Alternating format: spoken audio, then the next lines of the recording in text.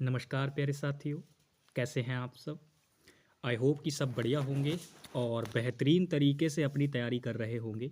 तो चलिए मेरे भाई, एक प्यारी सी क्लास की हम लोग शुरुआत करते हैं और बढ़िया तरीके से चीज़ों को सीखते हैं।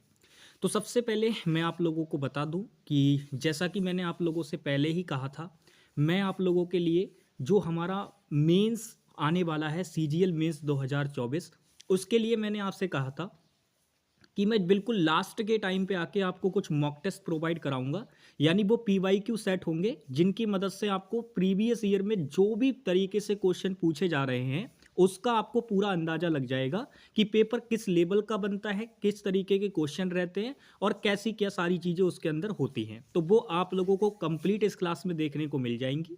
हाँ, एक बात और है, वैसे तो मैं ये सेशंस आपके लाइव लेने वाला था, लेकिन थोड़ा सा कुछ टेक्निकल एरर आ रहा है, इसी वजह से क्लास लाइव नहीं हो पा रही है। मुझे नहीं पता कि उसको कैसे ठीक करना है।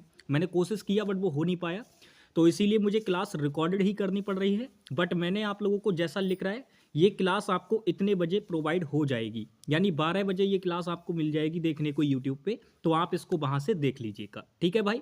तो बिना टाइम वेस्ट किए हम लोग क्लास को शुरू करते हैं और अपने पहले क्वेश्चन की तरफ आगे बढ़ते हैं। तो इसमें हम लोग जो क्वेश्चन देखने वाले हैं वो हम देखने वाले हैं एसएससी सीजीएल मेंस 2023 के।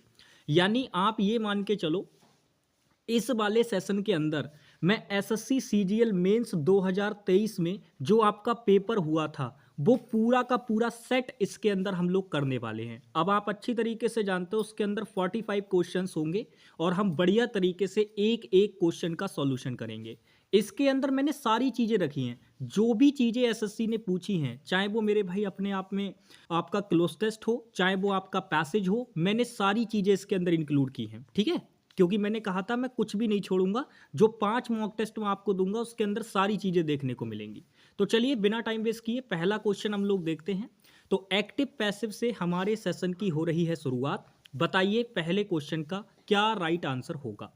तो आपको याद होगा मैंने आपको एक बात सिखाई थी, एक्टिव पैसिव के ना जाने मैंने आपको कितने क्वेश्चन प्रैक्टिस करा रखे हैं। और मैंने हमेशा कहा है कभी भी एक्टिव पैसिव का क्वेश्चन आए या डायरेक्ट इनडायरेक्ट का क्वेश्चन आए, जो चीज़ें मैंने आपको बता रखी हैं केवल उन्हीं को पकड़ना है। यानी पॉइंट पकड़ने हैं सीधे, जो एकदम इंपॉर्टेंट पॉइंट होते हैं उनको पकड़ना है। तो भाई पैसिव वाली बात हो रही है ना, एक्टिव पैसिव वाली, तो वर्ब वाले पार्ट को पकड़ो। आप नोटिस करो आपसे पैसिव पूछ किसका रहा है, तो पैसिव नहीं पूछ रहा आपसे, एक्टिव वॉइस पूछ रहा है। एक्टिव वॉइस पूछ रहा है किसकी, इसकी। तो आप इसमें वर्ब वाला पार्ट देखोगे तो आपको पता चलेगा वॉज के साथ में थर्ड फॉर्म दे रखी है, तो इसकी एक्टिव वॉइस क्या होगी, तो आप कहेंगे भैया जी सेकंड फॉर्म ऑफ वर्ब।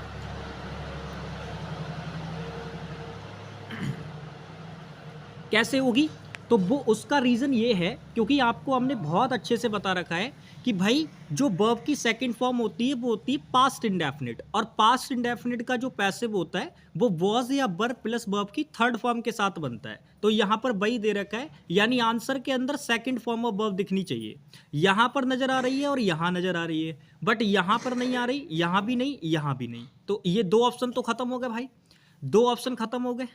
ध्यान से देखना यहाँ पे मेरे भाई, एक तो यहाँ पे दे रखी है हमें, यहाँ पर दे रखी है, यहाँ पे दे रखी है, यहाँ नहीं दे रखी तो इसको हटा दो। अब ध्यान से नोटिस करो, ये बताओ अवार्ड को प्रेजेंट किया गया था, तो अवार्ड तो अपना सब्जेक्ट नहीं हो सकता, ये भी हटा दो। अच्छा, अब एक बात बताओ किसके द्वारा किया गया था, तो आप कहेंगे डायरेक्टर के द्वारा, यानी हमारा जो एक्टिव वॉइस का सब्जेक्ट होगा वो ये डायरेक्टर रहेगा। तो आप मुझे बताओ डायरेक्टर कहाँ सब्जेक्ट दे रखा है, तो आप कहेंगे केवल केवल थर्ड ऑप्शन में दे रखा है। तो भाई थर्ड ऑप्शन ही हमारे क्वेश्चन का क्या होगा, राइट आंसर होगा। थर्ड ऑप्शन हमारे इस क्वेश्चन का राइट आंसर होगा, क्योंकि यहाँ पे थर्ड ऑप्शन ही एकदम ठीक है, क्योंकि इसी ने तो अवार्ड प्रेजेंट किया था, ठीक है, इसी ने तो अवार्ड प्रेजेंट किया था, उसको अवार्ड दिया था। तो यहाँ पे डायरेक्टर वाला आंसर हमारा राइट होगा। बाकी इस क्वेश्चन को हम करने के लिए कई तरीके अपना सकते थे। जैसे हम लोग जानते हैं कि एक्टिव से पैसिव बनाते समय क्या होता है, सब्जेक्ट ऑब्जेक्ट बन जाता है और ऑब्जेक्ट सब्जेक्ट बन जाता है। तो अगर हम यहाँ से भी 1 मिनट में इसको देख लेते कि भाई ये ऑब्जेक्ट अभी इधर दे रखा है तो ये सब्जेक्ट बनेगा आपका, तो हम सीधे सीधे देखते केवल एक ही जगह पे ये सब्जेक्ट दे रखा है, बाकी कहीं पे नहीं दे रखा, तो आंसर थर्ड ऑप्शन ही होना था। तो मैंने आपको बता दिए दोनों तरीके। आप सबसे ज़्यादा जो टाइम लगाएंगे वो इसी चीज़ पे लगाएंगे कि भाई आपको वर्ब वाला पार्ट पकड़ना होगा, वर्ब वाले पार्ट पे, ठीक है। चलो नेक्स्ट आगे चलते हैं। नेक्स्ट क्वेश्चन, ये आपका मेरे भाई जो क्वेश्चन है ये आपको दे रखा है सेंटेंस इंप्रूवमेंट का क्वेश्चन।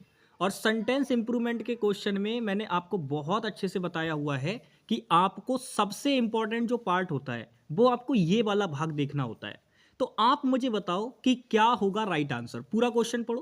कह रहा है cinema provides the most universal entertainment. भाई अब एक बात बताओ, आपने एडजेक्टिव चैप्टर अगर पढ़ा है, मेरे से पढ़ा है या कहीं पे भी आपने पढ़ा है, तो आपको ध्यान होगा उसमें एक चीज पढ़ाई जाती है आपको, कुछ एडजेक्टिव ऐसे होते हैं जिनकी डिग्रीज बनाना पॉसिबल नहीं है, वो पहले से ही अपने आप में हाई फॉर्म में मौजूद होते हैं, उनको डिग्री में लिखना पॉसिबल ही नहीं होता, उनको हम नॉन ग्रेडेबल एडजेक्टिव बोलते हैं। तो आप मुझे एक बात बताओ, यूनिवर्सल जो आपको ये दे रखा है ये क्या उसी तरीके का एडजेक्टिव नहीं है? भाई कोई चीज कम यूनिवर्सल या ज्यादा यूनिवर्सल थोड़ी ना होगी, यूनिवर्सल है तो है, बात खत्म। तो यहां पर जो आप इसको ये द मोस्ट लगा के सुपरलेटिव डिग्री में बनाने की कोशिश कर रहे हैं ये गलत हो जाएगा। तो यानी कि नॉर्मली आपको उसको पॉजिटिव डिग्री में ही लिखे रहने देना है, वो अपने आप में ही बहुत ज्यादा हाई फॉर्म होती है उसकी। ठीक है, तो ये एक कैसा एडजेक्टिव है? नॉन ग्रेडेबल एडजेक्टिव है। ठीक है, नॉन ग्रेडेबल एडजेक्टिव है मेरे भाई। तो इसको हम क्या करेंगे? चेंज नहीं करेंगे, यानी जो ये आपने आर्ट ये लगा रखा है सुपरलेटिव डिग्री, ये गलत हो जाएगी। तो अब यहाँ पे मुझे बताओ, क्या मैं इसको मोर कर दूं तब भी भाई गलत हो जाएगा? डिग्री तो आप तब भी चेंज कर रहे हो एडजेक्टिव की, तो ये भी चीज नहीं होगी। नो करेक्शन रिक्वायर्ड नहीं होगा क्योंकि गलती हो गई। और यहाँ पे एन यूनिवर्सल आएगा या ए यूनिवर्सल आएगा? तो याद करो, अभी आर्टिकल चैप्टर का वन शॉट मैंने कराया था और उसमें मैंने आपको बताया था कि कहां आर्टिकल ए आएगा और कहां एन आएगा। तो मैंने कहा था आप साउंड चेक करेंगे, लेटर चेक नहीं करेंगे, साउंड चेक करेंगे। तो साउंड चेक करेंगे तो यहां या की साउंड बन रही है, इसीलिए ये कॉन्सोनेंट साउंड है, तो आंसर सेकंड वाला ऑप्शन होगा। कौन सा आंसर होगा मेरे भाई? सेकंड वाला ऑप्शन होगा, क्योंकि ये कॉन्सोनेंट साउंड है। ठीक है भाई, और इसका आंसर कौन सा था? थर्ड वाला ऑप्शन। चलिए नेक्स्ट आगे चलते हैं। नेक्स्ट क्वेश्चन नंबर थर्ड है, ये भी आपका सेंटेंस इंप्रूवमेंट का क्वेश्चन है, करिए आंसर। क्वेश्चन एकदम वीडियो को पॉज करके आराम से आंसर करेंगे भाई, थोड़ा सा कोऑपरेट कर लो, क्योंकि मैं आपको बता दूं मेरी पूरी कोशिश यही थी कि मैं सेशन को लाइव कर पाऊं, बट मैं चाह के भी नहीं कर पा रहा हूं। तो इसीलिए थोड़ा सा इस चीज़ के लिए भाई माफ़ करेंगे। मैंने बहुत कोशिश की करने की कि हो जाए बट हो नहीं पाया, तो मैं इसमें कुछ नहीं कर सकता। बस आपको मेरे साथ कोऑपरेट करना पड़ेगा इस चीज़ में, और अच्छी तरीके से आपको चीज़ें अटेम्प्ट करनी होंगी। वीडियो को पॉज कीजिएगा और क्वेश्चन को अटेम्प्ट कीजिएगा। ठीक है, चलिए तो हम लोग देखते हैं नेक्स्ट क्वेश्चन को। इसमें आप देखोगे तो आपको वाइजर को इंप्रूव करना है। तो क्वेश्चन पढ़िए सबसे पहले। क्वेश्चन कह रहा है Ashoka was not only a great warrior but also a very wiser ruler. तो आपको याद होगा, मैंने आपको बताया था आपकी दो एडवर्ब होती हैं, एक तो वेरी और सो। इन दोनों एडवर्ब की खास बात यह होती है कि इनके बाद जो एडजेक्टिव आएगा वो हमेशा पॉजिटिव डिग्री में आएगा। आप एडजेक्टिव चैप्टर उठाना, उसमें मैंने आपको बहुत अच्छे से ये चीज बता रखी है। तो भाई पॉजिटिव डिग्री में एडजेक्टिव आएगा, बट आपने तो कंपैरेटिव लगा रखा है। याद है ना कि जिन एडजेक्टिव के अंदर लास्ट में हम ER ऐड कर देते हैं तो वो अपनी कंपैरेटिव डिग्री में बन जाते हैं। तो आपने यहाँ ER ही तो ऐड कर रखा है, तो ये तो कंपैरेटिव डिग्री है।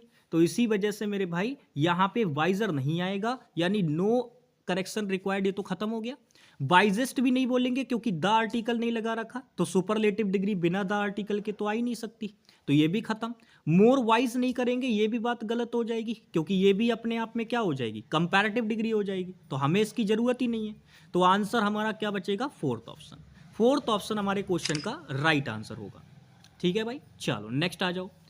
अब इस क्वेश्चन के अंदर अगर आप नोटिस करोगे तो एग्जामिनर आपसे कह रहा है कि भाई select the most appropriate option in indirect speech. मतलब आपको पता है क्या करना है, यहां पे डायरेक्ट से इनडायरेक्ट बनाना नहीं है, आपको डायरेक्ट स्पीच चुननी है इन सभी ऑप्शन में से जो एकदम करेक्ट लिखी गई है। यानी 3 ऑप्शन के अंदर डायरेक्ट स्पीच को लिखने में गलती की गई होगी, एक सही लिखा हुआ होगा, बस वही आपको पकड़ना है।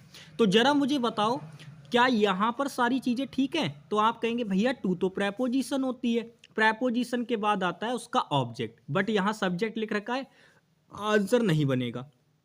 अब आप यहां पे नोटिस करो, the principal said to me, और फिर कॉमा इन्वर्टेड कॉमा दे रखा है, यू आर इंचार्ज, ठीक है ना, you are incharge of the admission cell, ठीक है, ये हो सकता है। अच्छा, अगर हम इसको देखें द प्रिंसिपल से के बाद आपको याद होगा ये से जो वर्ब होती है इंट्रांजिटिव होती है, तो भाई इसके बाद आपने डायरेक्ट ऑब्जेक्ट कैसे लगा दिया, यानी दोनों ही जगह पर गलती कर रखी है। तो हमारे क्वेश्चन का जो राइट आंसर बनेगा वो क्या बनेगा, सेकंड ऑप्शन। सेकंड ऑप्शन ही हमारे क्वेश्चन का राइट आंसर होगा, क्योंकि भाई ये से वर्ब इंट्रांजिटिव होती है, तो से लिखो या सेड लिखो, बस फॉर्म में अंतर हो रहा है, वर्ब तो वही है ना। तो दोनों ही इंट्रांजिटिव है, तो दोनों के बाद डायरेक्ट ऑब्जेक्ट तो आ ही नहीं सकता, बट इन्होंने डायरेक्ट ऑब्जेक्ट लगा दिया, इस वजह से ये चीज गलत हो गई। बट यहाँ पे देखो नहीं लगाया है, यहाँ पे सेड के बाद टू प्रेपोजिशन है, फिर उसके बाद मी ऑब्जेक्ट आया, तो इसी वजह से आंसर हमारे क्वेश्चन का क्या ठीक होगा, सेकंड वाला ऑप्शन। ठीक है भाई, चलो नेक्स्ट आगे चलते हैं। नेक्स्ट क्वेश्चन नंबर 5 है, बताइए इसका आंसर क्या होगा।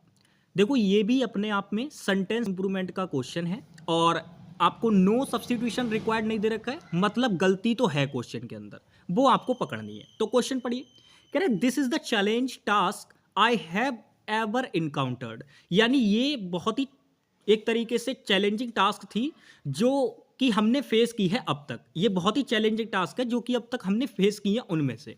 तो आप मुझे एक बात बताइए, यहां पर आप अगर देखेंगे तो ये दा क्या दे रखा है, तो आप कहेंगे भैया आर्टिकल है। टास्क क्या दे रखा है, तो आप कहेंगे भैया जी नाउन है। तो डेफिनेटली ये जो बीच में आने वाला वर्ड है वो इस नाउन के बारे में इंफॉर्मेशन होगी। तो चैलेंज तो भाई नाउन होता है, और नाउन की एडजेक्टिव फॉर्म हमें पता है चैलेंजिंग होती है, तो यानी कि गलती तो यहां है। ये चैलेंज जो वर्ड दे रखा है ये अपने आप में नाउन होता है भाई, और हमें यहाँ टास्क की विशेषता बतानी है, उसके अंदर डिटेल ऐड करनी है, तो हमें यहाँ क्या चाहिए, एडजेक्टिव। अब आप मुझे बताओ द आर्टिकल के साथ में कौन सी डिग्री वाला एडजेक्टिव लगाते हैं, तो आप कहेंगे भैया जी बिल्कुल सिंपल है, आपने बताया था द आर्टिकल के साथ जो हम एडजेक्टिव लगाते हैं वो सुपरलेटिव डिग्री वाला एडजेक्टिव लगाते हैं। कौन सा वाला मेरे भाई, सुपरलेटिव डिग्री वाला एडजेक्टिव लगाते हैं। तो आप मुझे बताओ क्या यहां सुपरलेटिव है, नहीं है। क्या यहां पर सुपरलेटिव दे रखी है, बिल्कुल नहीं। क्या यहां दे रखी है, बिल्कुल भी नहीं। तो आंसर हमारे क्वेश्चन का क्या हो जाएगा, सेकंड वाला ऑप्शन। ठीक है भाई, सेकंड वाला ऑप्शन क्या हो जाएगा, हमारा राइट आंसर हो जाएगा, क्योंकि मोस्ट अपने आप में सुपरलेटिव डिग्री को दिखाता है ना, तो यही तो हमारा क्या हो जाएगा, राइट आंसर हो जाएगा।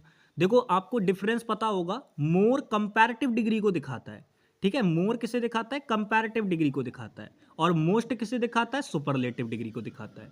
चलिए नेक्स्ट आगे चलते हैं। ये रहा क्वेश्चन नंबर 6, और जरा इस क्वेश्चन का आंसर करो। यहां पर आपको मोस्ट को इंप्रूव करना है, तो चलिए क्वेश्चन पढ़ते हैं।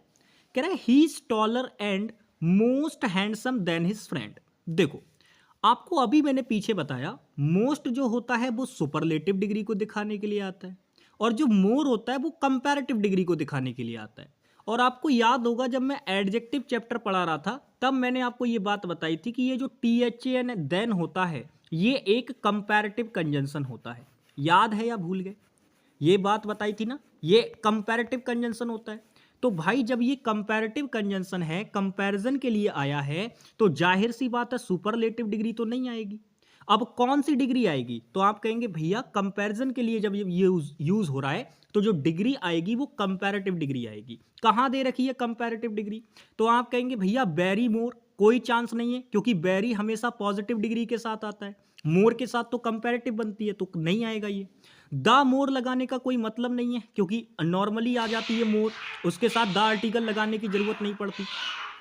अब अगर हम आंसर की बात करें तो मेरे भाई यहाँ पे जो आंसर बनेगा वो ये वाला बनेगा, ध्यान से मेरी बात समझना, आंसर जो बनेगा वो फर्स्ट ऑप्शन बनेगा, केवल मोर लगाएंगे बात खत्म, ठीक है। और द मोस्ट नहीं लगा सकते क्योंकि ये सुपरलेटिव डिग्री बन जाएगी, तो ये भी खत्म हो गया, यानी आंसर हमारे क्वेश्चन का क्या बनेगा, फर्स्ट ऑप्शन।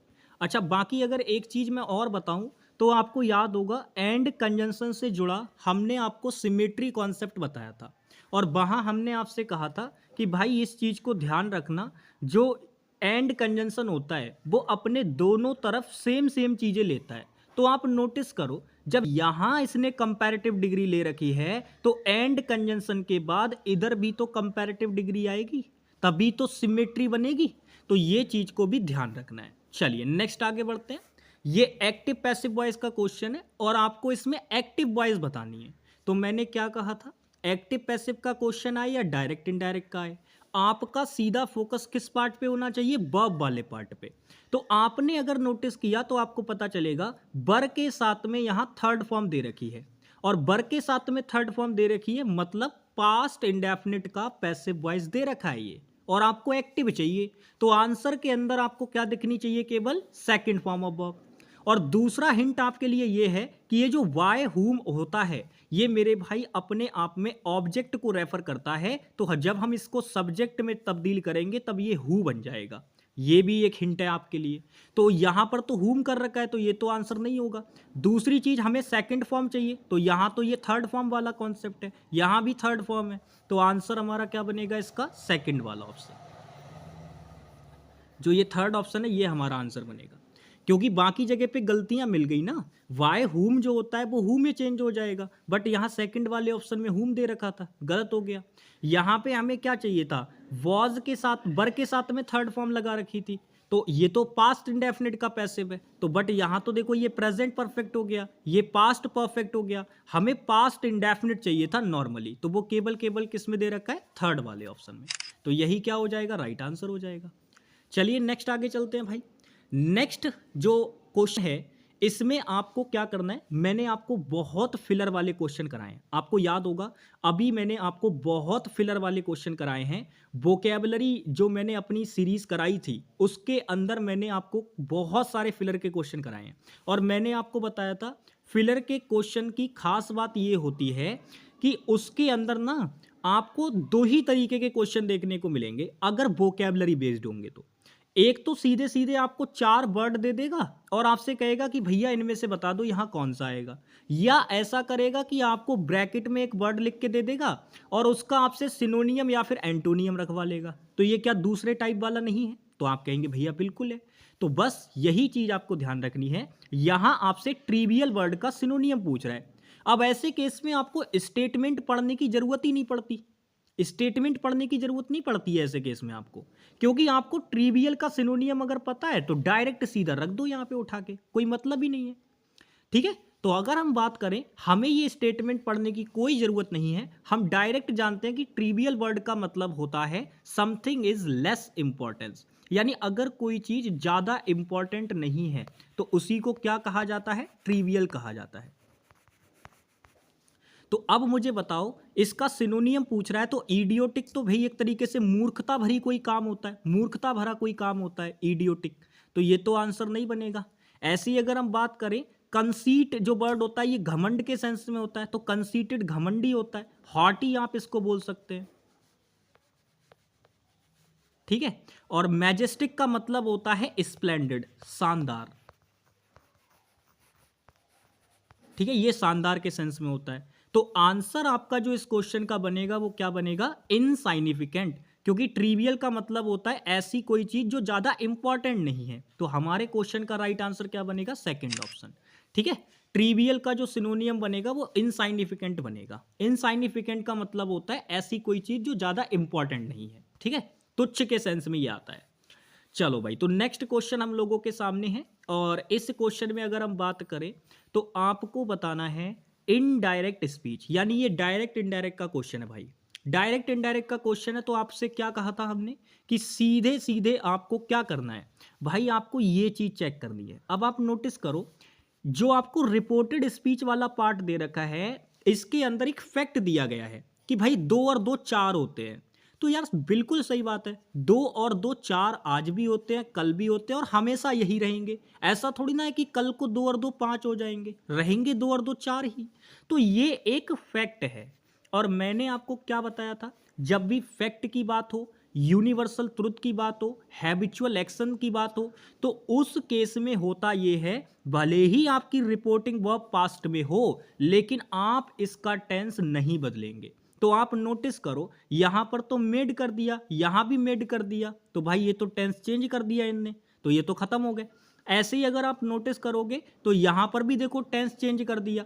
भाई जब इधर पास्ट कर दिया, इधर पास्ट है, तो यहां आपने प्रेजेंट कैसे कर दिया, तो ये भी चीज गलत हो गई। यानी आंसर हमारे क्वेश्चन का क्या बनेगा, थर्ड वाला ऑप्शन। क्योंकि जब भी कोई फैक्ट वगैरह दे रखा होता है या ट्रुथ वगैरह दे रखा होता है, प्रोवर्ब्स वगैरह दी गई होती हैं, तो उस केस में आपको कोई भी टेंस में बदलाव नहीं करना होता है रिपोर्टेड स्पीच के, वो जैसी है वैसी ही लिखे रहने देना, चाहे भले ही रिपोर्टिंग वर्ब आपकी कुछ भी हो, चाहे पास्ट में हो, प्रेजेंट में हो, फ्यूचर में हो, कोई फर्क नहीं पड़ेगा उससे। ठीक है, चलो नेक्स्ट आगे चलते हैं। नेक्स्ट क्वेश्चन फिलर का है। अब देखो ये वाला जो फिलर का क्वेश्चन है ना, ये वही वाला है जो मैं आपको बता रहा था। अब क्वेश्चन अगर आप नोटिस करोगे तो ये ना ग्रामर बेस्ड भी है और वोकेबलरी बेस्ड भी है, बस आपको पता होना चाहिए। जैसे अगर आप नोटिस करोगे तो कह रहा है रॉबिन बॉज्ड एज द स्मोक, तो अगर आप नोटिस करोगे तो रॉबिन सब्जेक्ट हो गया, बॉज्ड आपकी वर्ब हो गई, फिर उसके बाद एज कंजंक्शन हो गया, फिर द स्मोक मेरे भाई उसका सब्जेक्ट हो गया एक नई क्लाउज का। तो नई क्लाउज का जब ये द स्मोक सब्जेक्ट है तो जाहिर सी बात है ब्लैंक में जो आने वाला वर्ड होगा वो अपने आप में कोई वर्ब होगी। अब आप देखो चारों के चारों ऑप्शन जो दे रखे हैं ये वर्ब ही है, और वो भी कौन सी फॉर्म, सेकंड फॉर्म, तो बिल्कुल ठीक है। स्टीडली का मतलब होता है सीधे फ्रॉम द चिमनी, यानी बिल्कुल सीधे उठ रहा था धुआं। कहां से उठ रहा था, चिमनी से। तो मेरे भाई आप मुझे बताओ धुएं के सेंस में मैं इसमें क्या कहूंगा, क्या मैं ये कहूंगा धुआं गया, धुआं सीधे चिमनी से गया, तो गया नहीं बोलेंगे, बेंट नहीं आएगी वर्ब। हंग का मतलब तो लटकना होता है या लटकाने के सेंस में होता है, तो भाई ये भी मीनिंग नहीं आएगा। लेफ्ट का मतलब होता है बाहर आना, नहीं मेरे भाई। धुआं जो होता है वो उठता है, तो धुआं के सेंस में जब आप वर्ड यूज करेंगे तो मेरे भाई रोज आप यानी जो राइज वर्ब होती है उसकी फॉर्म यूज करेंगे। तो राइज की सेकंड फॉर्म क्या होती है, रोज होती है। तो यही हमारे क्वेश्चन का क्या होगा, राइट आंसर होगा।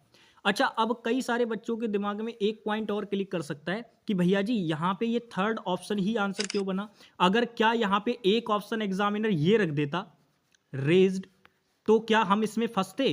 तो आपको याद होगा वर्ब चैप्टर के अंदर मैंने बहुत अच्छे से ये बात आपको सिखाई थी, राइज वर्सेस रेज में क्या डिफरेंस होता है। ये चीज मैंने आपको सिखाई थी, राइज वर्सेस रेज में क्या डिफरेंस होता है। तो मैंने वहां आपको कहा था कि आप बस इतना ध्यान रखना कि ये जो आपकी राइज वर्ब होती है ये इंट्रांजिटिव होती है। कैसी होती है, इंट्रांजिटिव। और जो रेज वर्ब होती है ये आपकी ट्रांजिटिव होती है। याद करो, बताई थी या नहीं ये बात। तो आप मुझे बताओ यहां पे स्मोक के बाद में जब आप ये वर्ब लगाए रोज, तो इसके बाद में कोई ऑब्जेक्ट नहीं दे रखा है, ये एडवर्ब दे रखी है और ये प्रेपोजिशन दे रखी है। तो इस वर्ब के पास तो इसका ऑब्जेक्ट ही नहीं है, और जब ऑब्जेक्ट ही नहीं है तो वर्ब अपने आप में कैसी हो गई, इंट्रांजिटिव। तो इस यहां पर इंट्रांजिटिव वर्ब आनी थी। इसी वजह से अगर ऑप्शन में मान लो रेज्ड भी दे देता तब भी वो आंसर नहीं होता। समझ गए। तो आंसर हमारे क्वेश्चन का क्या होगा, थर्ड ऑप्शन होगा रोज। ठीक है भाई, चलो नेक्स्ट आगे चलते हैं। ये रहा क्वेश्चन नंबर 11। ये एरर का क्वेश्चन है भाई, स्पॉटिंग एरर का क्वेश्चन है, आंसर करो इसका। स्पॉटिंग एरर का क्वेश्चन है, वीडियो पॉज करके आंसर करना है आपको। देखो अगर हम इसकी बात करें तो आप ध्यान से यहां पे एक बात समझिएगा। क्वेश्चन कह रहा है दिस इज द बुक हुम आई वांटेड टू बाय। तो अगर आप नोटिस करोगे तो मैंने आपको क्या बताया था, मैंने कहा था कि भाई जब भी किसी पर्सन की बात हो तो उसके लिए जो रिलेटिव प्रोनाउन आते हैं वो हु वाले आते हैं। और मैंने कहा था जब भी आप किसी थिंग की बात करेंगे, किसी चीज की बात करेंगे, तो उसके लिए जो रिलेटिव प्रोनाउन आते हैं वो विच वाले प्रोनाउन आते हैं। ठीक है ना। और मैंने आपको कहा था कि जो दैट होता है वो दोनों के लिए आ जाता है, लेकिन दैट और व्हाट में एक छोटा सा डिफरेंस होता है। दैट जो होता है ये मेरे भाई तब आएगा जब चीजें आपकी बिल्कुल एपरेंट होंगी, यानी बिल्कुल एकदम चीजें क्लियर होंगी तब आएगा। हालांकि ये दोनों के लिए आ जाता है, इसको आप थिंग और मेरे भाई पर्सन दोनों के लिए इसको यूज कर सकते हो। समझ में आ गई बात। तो यहां पर जो आपका आंसर आएगा आप मुझे बताओ क्या लगाओगे यहां पे। तो आप कहेंगे भैया जी देखिए ध्यान से देखिए यहां पे क्या लगा सकते हैं। देखो यहां पे बुक की बात हो रही है, तो भाई बुक पर्सन तो नहीं है, किसी चीज की बात हो रही है, वस्तु की बात हो रही है। तो यहां जो रिलेटिव प्रोनाउन आपने ये लगा रखा है ये गलत हो जाएगा, आप यहां पे विच यूज करेंगे। ठीक है। हाँ दैट भी लगा सकते हैं, ऐसी बात नहीं है कि दैट नहीं आ सकता, आ दैट भी सकता है, लेकिन विच और दैट में से कोई एक ही एग्जामिनर देगा, दोनों एक साथ नहीं देगा आपको। ठीक है भाई। तो यहां पे बस यही आंसर बनेगा आपका। अब अगर आप देखोगे तो किस पार्ट में गलती है भाई, फोर्थ वाले पार्ट में। ठीक है, फोर्थ वाले पार्ट में गलती है यहां। चलो नेक्स्ट आगे चलते हैं। अब ये क्वेश्चन फ्रेजल वर्ब का है, क्वेश्चन फ्रेजल वर्ब का है। क्वेश्चन पढ़िए, कह रहा है that thought it will be a great idea someday. तो अगर आप देखोगे आपको 4 फ्रेजल वर्ब दे रखी है, होल्ड ऑन, होल्ड अगेंस्ट और hold on to, hold to. बताओ कौन सी आएगी इसमें। देखो चलिए भाई, तो बात करते हैं इसमें कौन सी फ्रेजल वर्ब आएगी। 4 फ्रेजल वर्ब हमें दे रखी हैं। एक तो होल्ड ऑन दे रखी है, एक होल्ड अगेंस्ट दे रखी है, होल्ड ऑन टू दे रखी है और होल्ड टू दे रखी है। तो मैं आपको यहाँ पे इसके चारों की मीनिंग बता देता हूँ। देखो, होल्ड ऑन का मतलब होता है किसी चीज को रोके रखना, ठीक है, किसी चीज को रोके रखना, ये इसका मतलब होता है। होल्ड अगेंस्ट का मतलब होता है कि आपने किसी चीज के बारे में कुछ काम किया और वो आपके बारे में एक गलत चीज बन गई, यानी किसी के बारे में गलत राय बन जाना, वो होल्ड अगेंस्ट होता है। किसी के बारे में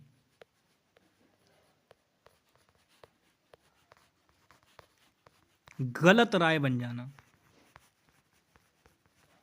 ठीक है, गलत राय बन जाना वो होता है। होल्ड अगेंस्ट का मतलब होता है किसी विचार पे या किसी थॉट पे, ओपिनियन पे रुके रहना, यानी उसको कंसीडर करे रहना, ठीक है, रुके रहना, ये आपका होल्ड ऑन टू का मीनिंग होता है। और होल्ड टू का मतलब होता है फेथफुल फॉर समबडी, यानी किसी के प्रति वफादार रहना।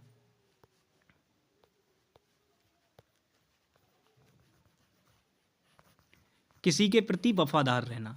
तो ये इन चारों फ्रेजल वर्ब के मीनिंग होते हैं। इनको आप मेरे भाई ध्यान में रखिएगा बढ़िया तरीके से।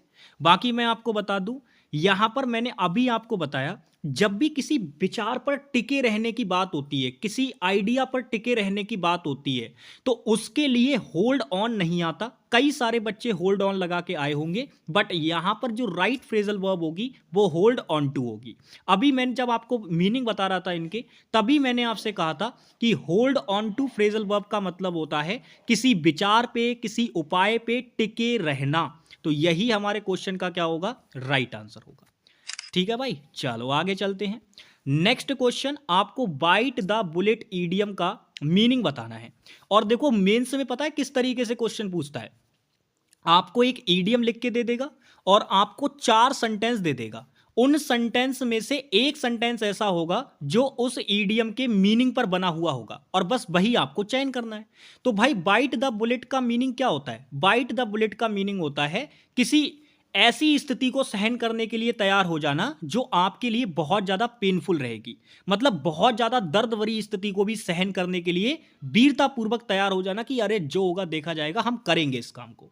ठीक है, तो अगर आप नोटिस करोगे तो ये कह रहा है the chef prepared a delicious meal for the guest, यानी जो शेफ है, रसोइया जो है, उसने खाना एक तरीके से डिलीशियस, स्वादिष्ट मील बनाया गेस्टों के लिए। तो वो तो नहीं बनेगा भाई। अच्छा, इसमें तो ऐसी कुछ नजर नहीं आ रहा। ऐसी देखो, the children played in the park on a sunny day, क्या इसमें कुछ ऐसा देखने को मिल रहा है? बिल्कुल भी नहीं मेरे भाई, कि भाई बच्चे जो हैं वो पार्क में खेले थे सनी डे में। सनी डे का मतलब जो एक तरीके से गर्मियों वाले दिन होते हैं ना, उनकी बात कर रहा है। आगे देखो, कह रहा है Jack and Jill went up the hill to fetch a pail of water, यानी पानी का एक तरीके से वो पता करने के लिए क्या गए, जैक और जिल गए थे पहाड़ पे। तो भाई ये भी, इसमें भी ऐसा कुछ नजर नहीं आ रहा। लेकिन अगर आप फोर्थ वाले सेंटेंस को देखोगे तो इसमें कह रहा है सीधे सीधे, इसमें आपको सीधे सीधे देखने को मिलेगा, despite the pain Sara decided to go ahead with the surgery, यानी दर्द होने के बावजूद भी सारा ने निर्णय लिया कि वो सर्जरी कराएगी। तो मेरे भाई, इसी के अंदर ये चीज नजर आ रही है। तो हमारे क्वेश्चन का राइट आंसर क्या हो जाएगा? Fourth option. नेक्स्ट आगे चलते हैं। क्वेश्चन जबरदस्त है, फिलर का क्वेश्चन है, पढ़िए। अब ये क्वेश्चन वोकैबलरी बेस्ड नहीं है, क्योंकि मैंने आपको बताया था फिलर के क्वेश्चन वोकैबलरी बेस्ड और ग्रामर बेस्ड दोनों तरीके से पूछता है। तो यहां पे ये क्वेश्चन ग्रामर बेस्ड है, लेकिन इसको करने के लिए आपको ग्रामर का एक कॉन्सेप्ट पता होना चाहिए। पहले क्वेश्चन पढ़ो। कह रहा है by this time tomorrow I dash the work assign to me. तो आपको बस एक छोटी सी बात याद रखनी है, जो ये बाय दिस टाइम आपको दिया गया है ना, इसके साथ कुछ खास बातें होती हैं। पहली खास बात इसके साथ ये होती है कि इसके साथ आप 2 टाइम यूज कर सकते हैं। एक तो पास्ट का टाइम आप इसके साथ यूज कर सकते हैं, और एक मेरे भाई फ्यूचर का टाइम आप इसके साथ यूज कर सकते हैं। तो बस आपको ये बात याद रखनी है, जब आप इसके साथ पास्ट का टाइम यूज करेंगे, तब मेरे भाई इसके साथ जो आप टेंस यूज करेंगे वो पास्ट, और फिर अगर हम बात करें तो वो होगा आपका परफेक्ट। ठीक है ना? क्या होगा मेरे भाई? पास्ट का परफेक्ट टेंस यूज करेंगे। सेम इसी प्रकार से अगर मैं बात करूं, अगर आपने बाय दिस टाइम के साथ फ्यूचर का टाइम यूज कर लिया, तब आप फ्यूचर परफेक्ट टेंस यूज करेंगे। फ्यूचर परफेक्ट टेंस यूज करेंगे। तो ये बस छोटी सी चीज आपको ध्यान रखनी है, ये बहुत ही इंपॉर्टेंट पॉइंट है आप लोगों के लिए। अब आप मुझे बताओ बाय दिस टाइम के साथ यहां पर कौन सा टाइम दिया गया है, तो आप कहेंगे टुमारो। टुमारो का मतलब होता है आने वाला कल, यानी ये जो टाइम हमें यहां दे रखा है ये फ्यूचर का टाइम है। फ्यूचर का टाइम है तो आंसर में फ्यूचर परफेक्ट दिखना चाहिए। क्या यहां पर दे रखा है? नहीं, ये तो इंडेफिनिट है। Be plus third form passive voice बनाने की कोशिश की गई, नहीं होगा, काम चलेगा। यहां हैव के बाद थर्ड फॉर्म चाहिए, लेकिन ये तो सेकंड फॉर्म है, इसका मतलब ये भी गलत। तो आंसर हमारे क्वेश्चन का क्या बनेगा? आपका डी वाला ऑप्शन। डी वाला ऑप्शन हमारे क्वेश्चन का क्या बनेगा? Right answer. ठीक है भाई, डी वाला ऑप्शन हमारे क्वेश्चन का राइट आंसर बनेगा। ठीक है भाई, बाकी ये चीज याद रखना, ऐसा इसलिए होता है क्योंकि बाय दिस टाइम का मतलब होता है इस समय तक। तो इस समय तक यानी कल इस समय तक मैं अपना काम पूरा कर लूंगा जो मुझे दिया गया था। तो जब कोई काम फ्यूचर में आप किसी पॉइंट तक कंप्लीट कर लेते हैं तो भाई उसको दिखाने के लिए फ्यूचर परफेक्ट आएगा। और जब कोई काम आप पास्ट में किसी टाइम पे कंप्लीट कर चुके होते हैं तो उसको दिखाने के लिए आपका पास्ट परफेक्ट आता है। नॉर्मल सी बात है, तो बस उसी को मैंने एक कॉन्सेप्ट के रूप में आपको बता दिया, ध्यान रखिएगा इसका। नेक्स्ट बात करते हैं, फिलर का क्वेश्चन है। 4 ऑप्शन आपको दे रखे हैं और अगर आप नोट करोगे तो ये एक होमोनिम जो होते हैं उसका क्वेश्चन है, होमोफोन जिसे आप बोलते हो, तो उसी का क्वेश्चन है। बताओ क्या आएगा आंसर। तो क्वेश्चन पढ़ो, कह रहा है you use an to steer a boat, यानी बोट को चलाने के लिए यूज करने की बात हो रही है। भाई एक बात बताओ, बोट किससे चलाई जाती है? तो आप कहेंगे भैया जी वो ऐसे करके कुछ ऐसे टाइप के कुछ होते हैं ऐसे करके, तो वो चप्पू बोलते हैं उसको हिंदी में। तो अब मुझे बताओ इनमें से कौन सा वर्ड आएगा। देखो सबसे बड़ी बात तो ये है, आप ब्लैंक को देखो और ब्लैंक के आसपास की चीजें देखो, तो आप अगर नोटिस करोगे एक आर्टिकल लगा रखा है, तो जाहिर सी बात है जब ये आर्टिकल लगा रखा है तो ये किसी नाउन के लिए ही आएगा, यानी यहां आने वाला जो वर्ड है वो अपने आप में एक नाउन होना चाहिए। बट ये तो कंजंक्शन है, तो ये हटा दो, ये नहीं आएगा।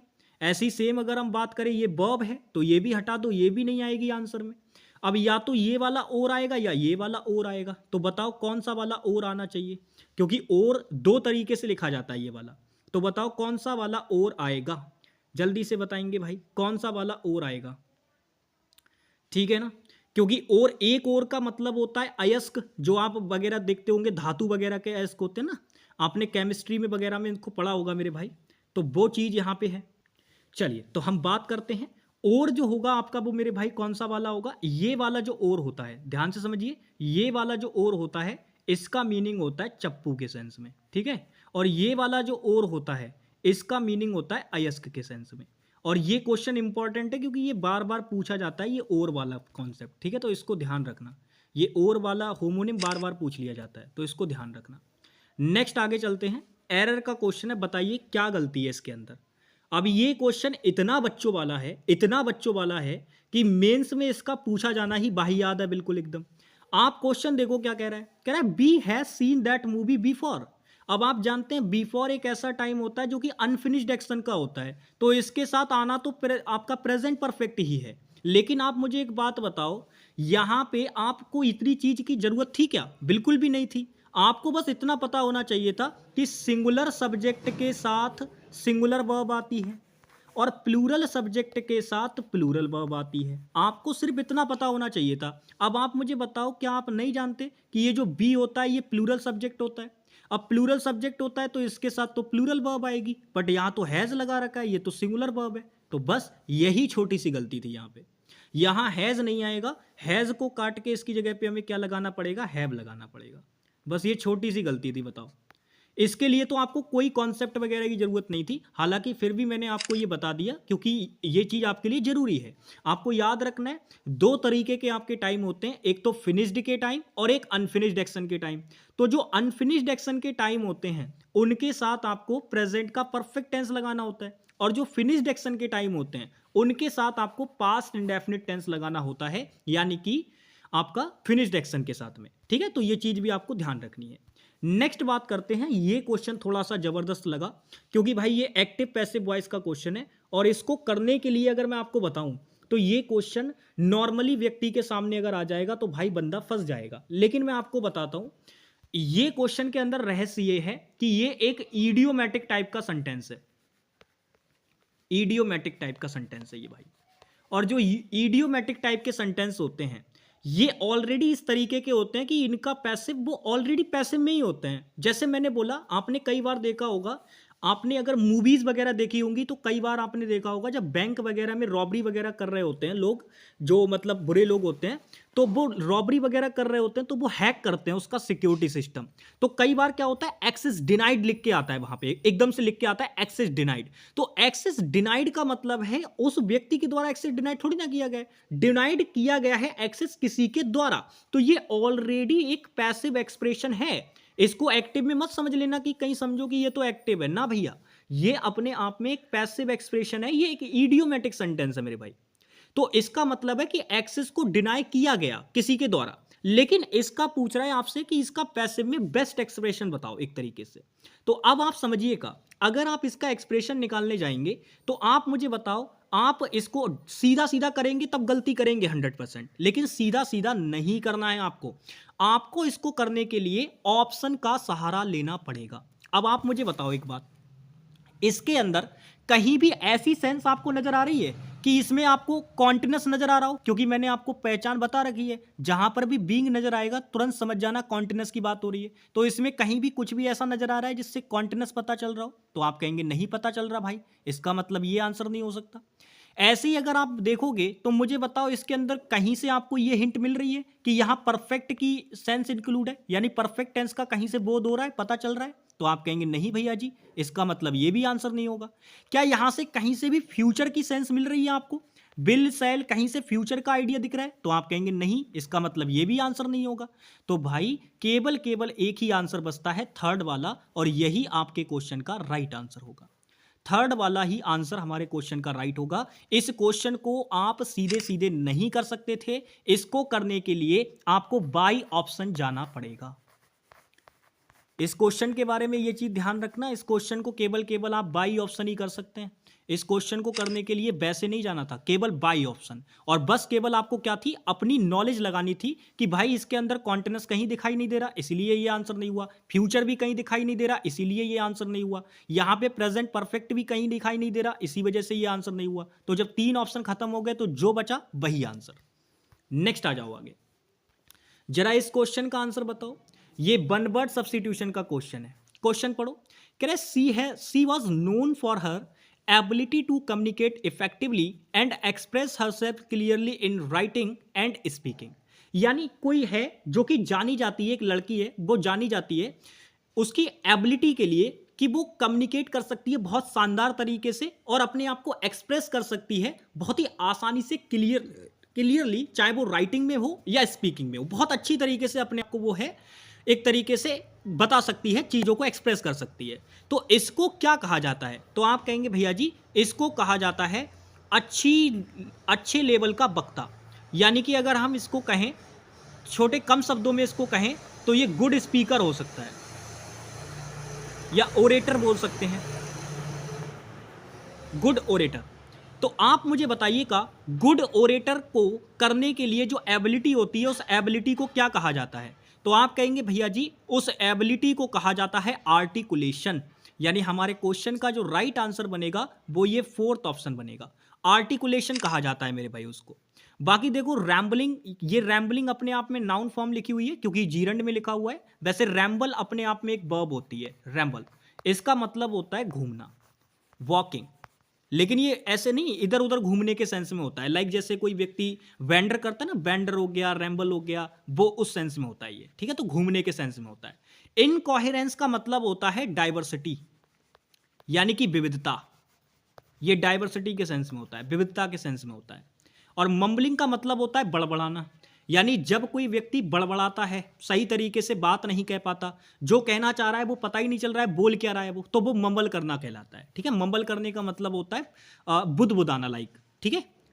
चलिए, तो आंसर हमारे क्वेश्चन का क्या होगा? Fourth option. नेक्स्ट आगे चलते हैं। ये क्वेश्चन नंबर 19 है, आप इसका आंसर कीजिए। तो आप अगर नोटिस करोगे आपको ये 4 वर्ड दे रखे हैं, चारों वर्ड मीनिंगफुल हैं वैसे तो, लेकिन आप मुझे बताओ यहां पर इन चारों में से कौन सा आएगा, क्योंकि एक ही वर्ड ऐसा होगा जो मीनिंग सही बना रहा होगा। तो क्वेश्चन पढ़ो। कह रहे the girl was dash as he was drenched in the rain. Drenched का मतलब होता है भींग जाना, इसका मतलब क्या होता है? भींगना। इसी के लिए हम वेट भी बोलते हैं, ये भी भीगने के सेंस में होता है, ठीक है। तो अगर आप नोटिस करोगे, अगर वो लड़की जो है वो बारिश में भीगी थी, तो उस लड़की को क्या हो गया होगा, आपसे पूछना चाह रहा हूं। क्या वो टाइट हो गई होगी बारिश में भीग के? तो आप कहेंगे नहीं भैया जी। क्या सोने की बन गई होगी बारिश में भीग के? बिल्कुल भी नहीं। क्या बोल्ट हो गई होगी बारिश में भीग के? नहीं। उसको सर्दी हो गई होगी, कोल्ड हो गया होगा। कोल्ड का मतलब होता है मेरे दोस्त जुकाम। कोल्ड कोल्ड को हम क्या कहते हैं? जुकाम कहते हैं। तो यही तो हो गया होगा। आपने देखा होगा नॉर्मली जब कोई व्यक्ति बारिश में भीग जाता है तो उसको कोल्ड हो जाता है या नहीं मेरे भाई? तो बस यही हमारे क्वेश्चन का आंसर होगा, सेकंड ऑप्शन। ठीक है, सेकंड ऑप्शन हमारे क्वेश्चन का क्या होगा? राइट आंसर होगा। चलिए नेक्स्ट चलते हैं। ये क्वेश्चन नंबर 20 है और ये भी एरर का क्वेश्चन है। बताओ क्या होगा आंसर। वीडियो पॉज करो और क्वेश्चन को पढ़ो, आंसर बताओ। तो क्वेश्चन कह रहा है they want to live in first floor of this building. तो भाई वो फर्स्ट फ्लोर में रहना चाहते हैं इस बिल्डिंग के। क्या इसमें कोई गलती है? तो मैं अपने हिसाब से अगर आपको बताऊं तो इस क्वेश्चन के अंदर दो चीजों की गलती है।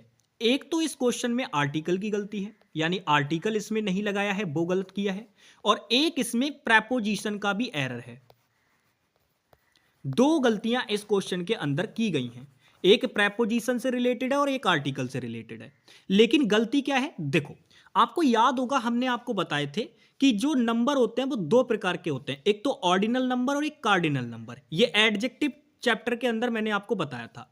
फिर मैंने आपको बताया था फर्स्ट, सेकंड, थर्ड, ये अपने आप में ऑर्डिनल नंबर होते हैं और इनसे पहले हमेशा आपको द आर्टिकल लगाना पड़ता है। The first, the second, the third, ऐसे करके।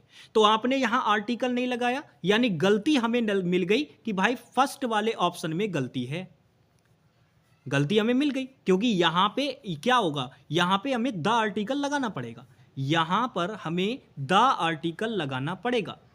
और दूसरी चीज, फ्लोर के सेंस में इन प्रेपोजिशन भी नहीं आती है, ऑन द फर्स्ट फ्लोर होता है कि भाई फर्स्ट फ्लोर पे रहने की बात होगी। तो यहां इन प्रेपोजिशन भी नहीं आएगी, ऑन प्रेपोजिशन आएगी। तो ये दो गलतियां यहां पे दे रखी हैं। ठीक है भाई, बहुत बढ़िया। नेक्स्ट आ जाओ। अब ये क्वेश्चन आपको स्पेलिंग एरर का दे रखा है। यहां पे आपको बताना है कि कौन सी स्पेलिंग ठीक होगी। बताइए। वैसिलेट की आपको बताना है स्पेलिंग। देखो, वैसिलेट करने का मतलब होता है जब आप अस्थिर हो, यानी आप स्थिर ना रह पा रहे हो, आप ये ना समझ पा रहे हो कि आपको क्या डिसीजन लेना है, तो वो अस्थिर स्थिति हो जाती है। उसके लिए बहुत सारे वर्ड्स होते हैं, जैसे वोलाटाइल हो गया, मर्क्यूरियल हो गया, ठीक है, वो सारे वर्ड्स इसके सेंस में आ जाते हैं। हेजिटेट होना होता है, तो वो सब इसी के सेंस के वर्ड हैं। तो अब आपको स्पेलिंग बतानी है उसकी ठीक कौन सी होगी। तो अगर आप नोटिस करोगे, वैसिलेट की जो दी गई स्पेलिंग है ये गलत दे रखी है, क्योंकि यहां पे आपको डबल सी बना के दे दिया। सेम इसी प्रकार से अगर हम देखें तो यहां डबल टी बना के दे दिया, इसीलिए ये गलत हो जाएगी। यहां पर एस बना के दे दिया, इसलिए ये स्पेलिंग गलत हो जाएगी। और अगर हम यहां नोट करें तो मेरे भाई वैसिलेट में डबल एल बनता है, यहां सिंगल एल बना के दिया है, इसीलिए ये गलत हो जाएगी। तो हमारे क्वेश्चन का जो राइट आंसर बनेगा वो मेरे भाई ये फोर्थ ऑप्शन बनेगा। फोर्थ ऑप्शन हमारे क्वेश्चन का क्या होगा? Right answer. चलिए नेक्स्ट आगे चलते हैं भाई। नेक्स्ट ऑप्शन, क्वेश्चन नंबर है आपका ये 22 और आपको बताना है इसको इनडायरेक्ट स्पीच में, यानी डायरेक्ट और इनडायरेक्ट का क्वेश्चन है। बहुत ही इजी है, आसानी से आप कर दोगे। मैंने आपसे कहा था डायरेक्ट इनडायरेक्ट का क्वेश्चन कभी भी आए तो आपका पूरा फोकस होना चाहिए पहले रिपोर्टेड स्पीच वाले पार्ट पे, क्योंकि उसी से आपका आंसर मिलने के ज्यादा चांसेस रहते हैं। हालांकि ऐसा नहीं है, आपको चीजें और भी चेक करनी पड़ सकती हैं, बट मोस्ट ऑफ केस में जो आंसर होगा वो आपको यहीं से मिल जाएगा। कैसे? देखो, अगर आप नोटिस करोगे तो आपको रिपोर्टिंग वर्ब सैड दे रखी है। सैड दे रखी है तो हम अच्छी तरीके से जानते हैं कि रिपोर्टेड स्पीच के टेंस में बदलाव होगा। और रिपोर्टेड स्पीच के टेंस में अगर बदलाव होगा तो आप नोटिस करो यहां वर्ब की सेकंड फॉर्म दे रखी है, और वर्ब की सेकंड फॉर्म का मतलब होता है पास्ट इंडेफिनिट। तो मैंने आपको चेंज में क्या सिखाया था? जो चीज पास्ट इंडेफिनिट में होगी, जब आप उसको डायरेक्ट से इनडायरेक्ट में लेके जाओगे तो वो चीज पास्ट ऑफ पास्ट में बदल जाएगी, और पास्ट ऑफ पास्ट का मतलब होता है पास्ट परफेक्ट। तो पास्ट इंडेफिनिट किस में चेंज हो जाएगा? पास्ट परफेक्ट में चेंज हो जाएगा। ठीक है भाई, किस में चेंज हो जाएगा? पास्ट परफेक्ट में। अब आप मुझे बताओ कौन से ऑप्शन में पास्ट परफेक्ट नजर आ रहा है? तो आप कहेंगे यहां तो फर्स्ट फॉर्म दे रखी है, तो ये तो नहीं होगा। यहां पर सेकंड फॉर्म दे रखी है, इसमें तो चेंज ही नहीं किया तो ये भी नहीं होगा। यहां पर प्रेजेंट परफेक्ट दे दिया, हमें तो पास्ट परफेक्ट चाहिए, तो केवल एक ही ऑप्शन में पास्ट परफेक्ट नजर आ रहा है, वो है थर्ड वाला ऑप्शन। तो यही हमारे क्वेश्चन का क्या होगा, राइट आंसर होगा। ठीक है, थर्ड वाला ऑप्शन ही क्या होगा, राइट आंसर। चलिए नेक्स्ट चलते हैं। ये क्वेश्चन नंबर मेरे भाई 23 है। बताइए जरा इस क्वेश्चन का क्या आंसर होगा। क्वेश्चन पढ़ो, कह रहे despite their differences the two politicians decided to dash and work together for the greater good. अब आप मुझे बताइए इन चारों में से यहां कौन सी ईडियम आ सकती है। तो मैंने आपसे कहा था ना, वोकेबलरी बेस्ड क्वेश्चन पूछे जाते हैं। अब इन चारों में से कोई एक ऐसा ईडियम होगा जो आप यहां पे उसको रख पाएंगे। क्यों? क्योंकि मीनिंग बना रहा होगा ना वो उस चीज का। अब आप मुझे बताओ, डेस्पाइट देयर डिफरेंसेस, यानी उनके बीच में जो डिफरेंसेस हैं, जो भेदभाव हैं, उनके बावजूद भी द टू पॉलिटिशियंस, यानी दो राजनेताओं ने डिसाइड किया कि वो साथ मिलकर काम करेंगे अच्छे के लिए। तो इसका मतलब यह है कि उनके बीच में डिफरेंसेस हैं, तो जाहिर सी बात है पहले उनमें विवाद भी रहा होगा, तो विवाद रहा होगा तो झगड़े भी हुए होंगे। तो झगड़ों को दबाकर जब कोई व्यक्ति किसी के साथ मिलकर काम करने लग जाता है तो उसी के लिए कहा जाता है बरी द हेडसेट। तो हमारा जो आंसर बनेगा वो फर्स्ट ऑप्शन आंसर बनेगा। बरी द हेडसेट का मतलब होता है जो एक तरीके से आपने पुराने टाइम पे आपके जो भी किसी से झगड़े वगैरह रहे हों उनको भुला देना, तो इसको हम कहते हैं फॉरगेट पास्ट क्वेरल्स।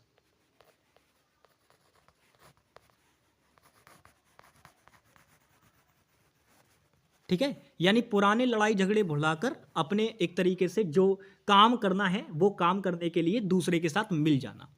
ठीक है ना, मूवीज में बहुत होती हैं ये चीजें।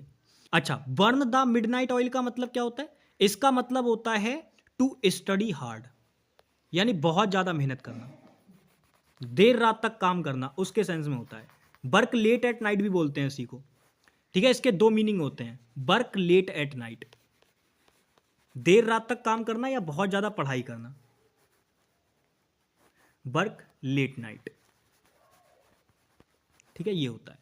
और barking up the wrong tree का मतलब होता है गलत फहमी हो जाना, और बिलो ऑफ स्ट्रीम का मतलब होता है किसी पर गुस्सा निकालना, गुस्सा निकालना। ठीक है, ये होता है। चलिए नेक्स्ट आगे चलते हैं। ये क्वेश्चन बहुत जबरदस्त है, स्पॉटिंग एरर का क्वेश्चन है, आंसर कीजिए। बहुत ही बढ़िया क्वेश्चन है मेरे भाई, इसका आंसर करेंगे सभी प्यारे लोग जल्दी से। देखो क्वेश्चन कह रहा है they were married happily before she quit her job. तो उसकी जॉब छोड़ने से पहले वो शादीशुदा थे, बहुत अच्छी तरीके से अपनी लाइफ बिता रहे थे। तो अगर आप नोटिस करोगे तो आप मुझे ये बात बताओ कि यहां पर गड़बड़ क्या है। तो गड़बड़ बस इतनी सी है, ये जो यहां पे मैरिड आपको दे रखा है, इसी वर्ड पे पूरी कंट्रोवर्सी है यहां पे। आप मुझे ये बताओ, ये मैरिड जो वर्ड है यहां पे ये क्या दे रखा है? तो आप कहेंगे भैया जी कोई ऑब्जेक्ट वगैरह गिवन नहीं है, इसका मतलब ये जो मैरिड वर्ड यहां पे दे रखा है ये आपका ऑब्जेक्ट है ही नहीं।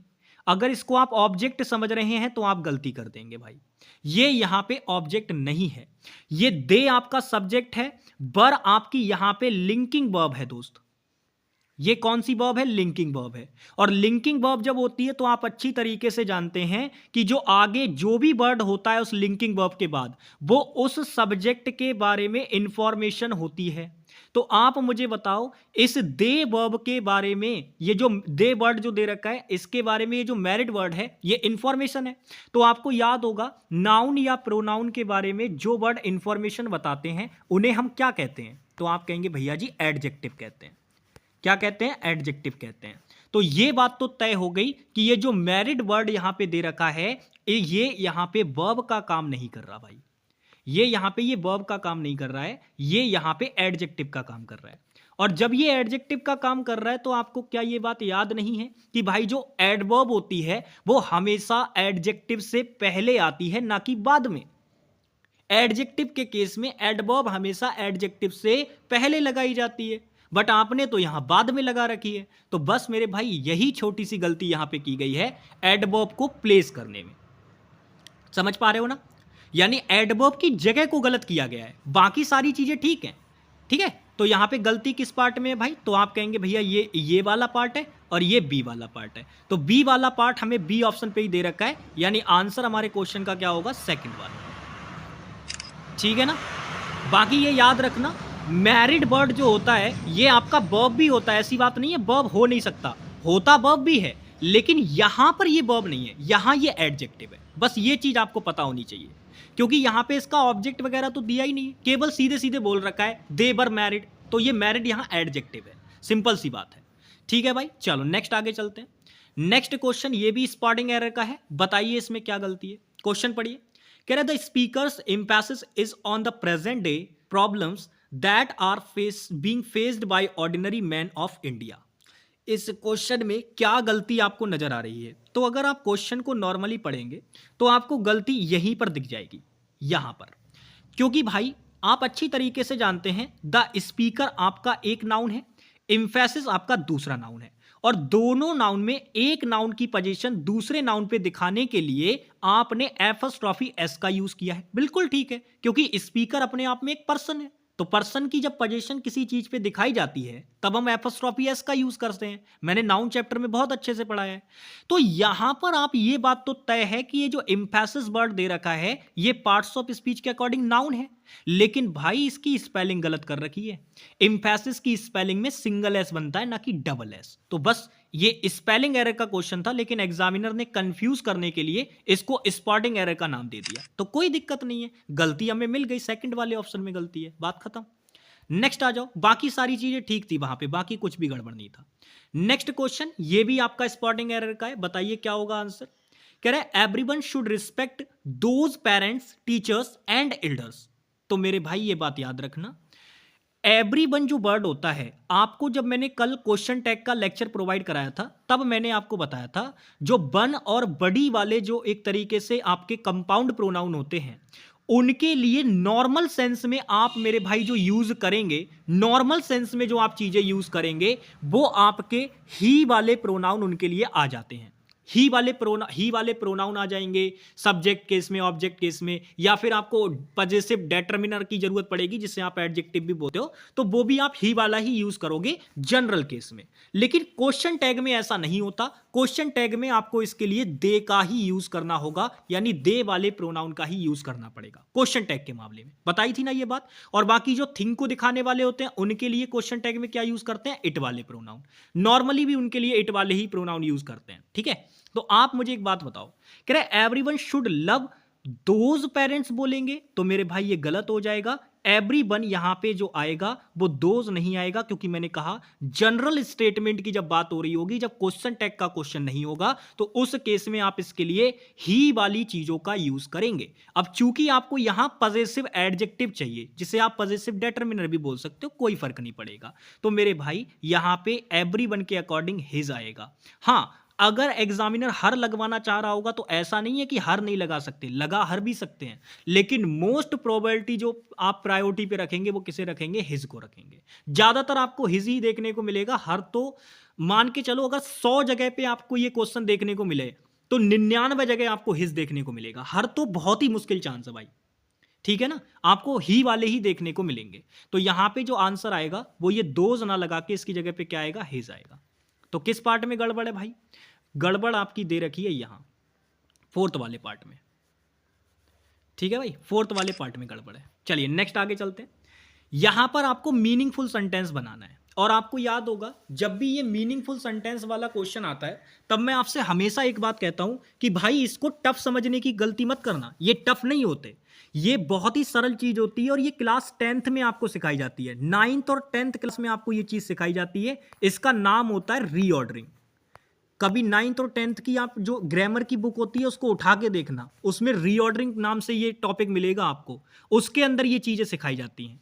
तो मेरे भाई मैंने आपको क्या सिखाया था? मैंने कहा था जब भी आपको मीनिंगफुल सेंटेंस बनाना हो तब आप उसको सब्जेक्ट, वर्ब और ऑब्जेक्ट की फॉर्म में रखने का प्रयास करेंगे। पहले सब्जेक्ट, फिर वर्ब और फिर ऑब्जेक्ट।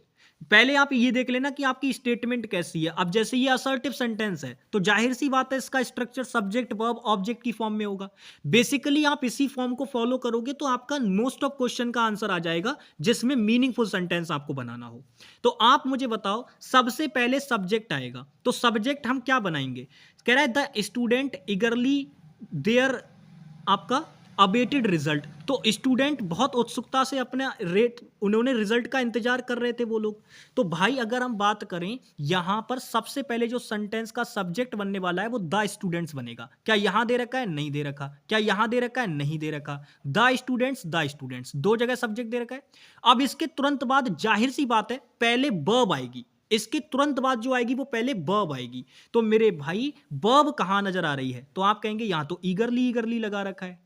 आए क्यों भाई? पहले वर्ब आनी चाहिए। वर्ब कहाँ है? जल्दी वर्ब ढूंढो। तो आप कहेंगे भैया यहाँ रिजल्ट दे रखा है, यानी ये चीज गलत हो गई। ये दो ऑप्शन तो पहले ही कट गए थे।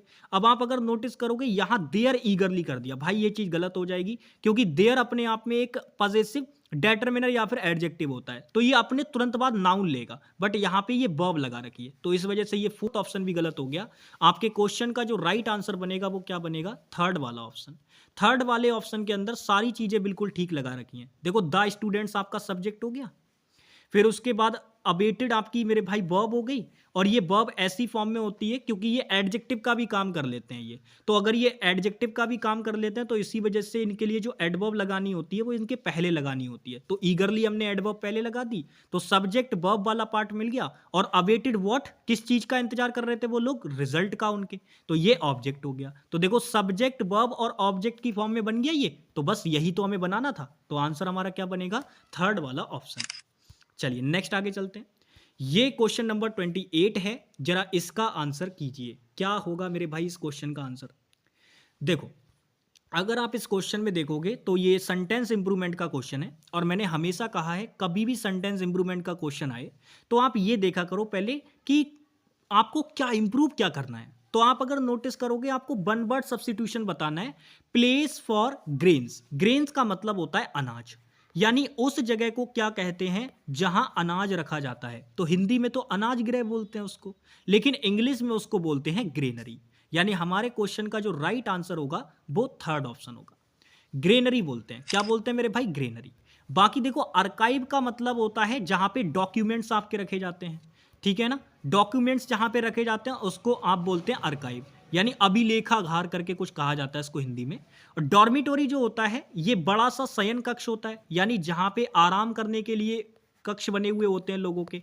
ये आपका हॉस्टल वगैरह हो गया या बड़ी बड़ी जो कंपनियां होती हैं वहां पे ऐसा देखने को मिलता है, तो उसको डॉर्मिटोरी कहा जाता है, ठीक है। और एपियरी आप अगर मैं बात करूं तो ये मेरे भाई पक्ष जो एक तरीके से पक्षियों के लिए तो एबी वाला होता है, सॉरी पक्षियों के लिए एबी वाला होता है। एपियरी जो होता है ये बीज के लिए होता है, जो आपकी मधुमक्खियां होती हैं उनके लिए जो एक तरीके से उनको पालने का जो काम किया जाता है, जो उनका मत्स्य पाल जो सॉरी मधु पालन जो किया जाता है उसको हम लोग बोलते हैं क्या? उसको हम लोग बोलते हैं एपियरी। और जहां पे मधुमक्खियां रहती हैं उस जगह को बोला जाता है हाइव, जिसको हम छत्ता कहते हैं। क्या कहते हैं? छत्ता, मधुमक्खी का छत्ता, ठीक है।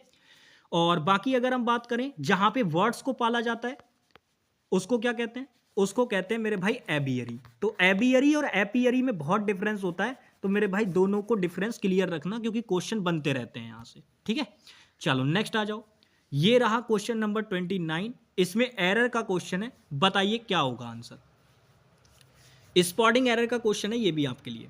तो क्वेश्चन पढ़िए। कह रहा है threw a rounder stone to create ripples in the water.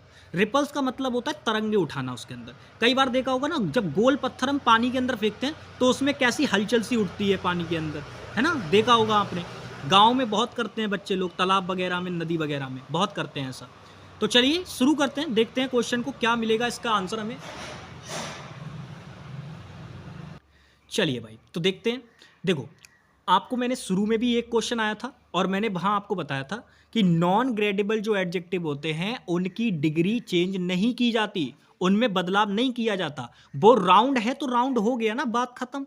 उसको क्या मतलब कि कम राउंड है कि ज्यादा राउंड है? अगर कोई चीज गोल है तो है, ये थोड़ी ना कि ये थोड़ी कम गोल है, थोड़ी ज़्यादा गोल है। तो भाई ये अपने आप में एब्सोल्यूट होते हैं, एकदम इनकी जो डिग्री होती है वो हाई डिग्री होती है। इनको चेंज नहीं करना होता कि सुपरलेटिव में कर दिया, कंपैरेटिव में कर दिया। ये हमेशा पॉजिटिव डिग्री में ही दिखते हैं, लेकिन ये हाई फॉर्म ऑफ एडजेक्टिव होते हैं मेरे भाई। तो इनको चेंज नहीं करना होता। अब आप देखो राउंडर कर दिया, तो भाई राउंडर एडजेक्टिव तो है, लेकिन इसकी डिग्री कंपैरेटिव कर दी, तो ये गलत कर दिया यहाँ पे।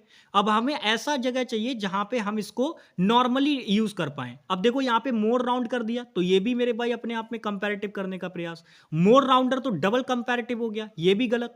राउंडेस्ट सुपरलेटिव हो गया, ये भी गलत हो गया। हमें नॉर्मल चाहिए, नॉर्मल। और नॉर्मल कहां दे रखा है? केवल फर्स्ट ऑप्शन के अंदर। तो यही हमारा क्या हो जाएगा? राइट आंसर हो जाएगा। ठीक है, यही क्या हो जाएगा भाई? राइट आंसर हो जाएगा। ठीक है ना। नॉन ग्रेडेबल एडजेक्टिव की लिस्ट भैया पहले ही मैंने आपको बता दी है। जो भी जितने जहां से ज्यादातर क्वेश्चन पूछे जाते हैं वो मैंने ऑलरेडी प्रोवाइड करा दिए, तो उनको आप लोग देख लेना। अब चलिए, अब हम लोग यहां से आगे मूव करते हैं कुछ अपना क्लोज टेस्ट पे। तो ये क्लोज टेस्ट आपके सामने शुरू होने जा रहा है। एक क्लोज टेस्ट आपको इस वाले मेंस के पेपर में देखने को मिला था। तो क्लोज टेस्ट को हम लोग करते हैं, शुरू करते हैं।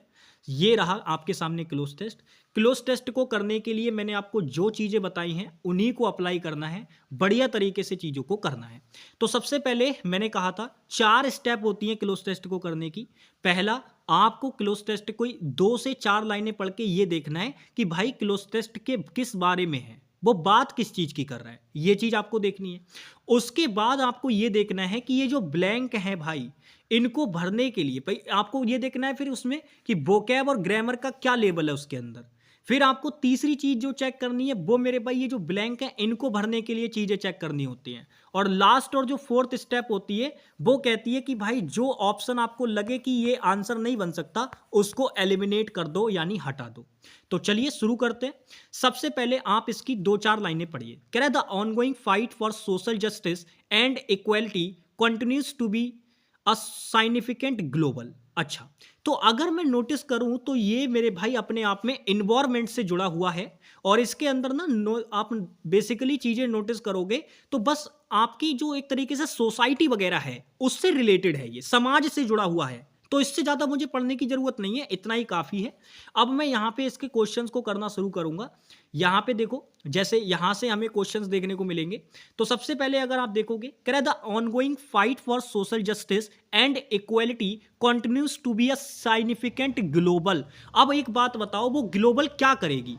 अगर आप नोटिस करोगे तो जाहिर सी बात है, अगर वो चीज social justice and equality continue कर रही है, क्या कर रही है? द ऑनगोइंग फाइट, यानी लगातार चल रही लड़ाई जो इस चीज से जुड़ी हुई है सोशल जस्टिस और इक्वालिटी के लिए, तो हम सीधे सीधे देख पा रहे हैं कि यहाँ पे कोई पॉजिटिव बात हो रही है। यानी ब्लैंक में आने वाला जो वर्ड है वो अपने आप में पॉजिटिव होगा, क्योंकि साइनिफिकेंट का मतलब ही है कि कोई चीज इंपॉर्टेंट है, जरूरी है होना, तो वो अपने आप में पॉजिटिव वर्ड लेगा। और हम अगर नोटिस करें तो मेरे भाई ये तीनों के तीनों वर्ड अपने आप में निगेटिव है। ये ड्रिफ्ट का मतलब फिसलना होता है, डाइवर्जेंस का मतलब विविधता होता है, डिफरेंस जिसे हम बोलते हैं, डिस्पर्शन का मतलब फैलाना होता है। तो मेरे भाई तीनों ही वर्ड जो हैं ये अपने आप में नेगेटिव कॉनोटेशन के हैं। आंसर केवल क्या होगा? सेकंड वाला ऑप्शन, वो सॉरी थर्ड वाला ऑप्शन आंसर होगा यहाँ पे। फोकस आपका आंसर होगा यहाँ पे। अच्छा, यहां देखो आप सेकंड वाले में, यहां पे कह रहा है movements advocating for racial, gender and LGBTQ plus equality as well as addressing systematic discrimination and injustice have.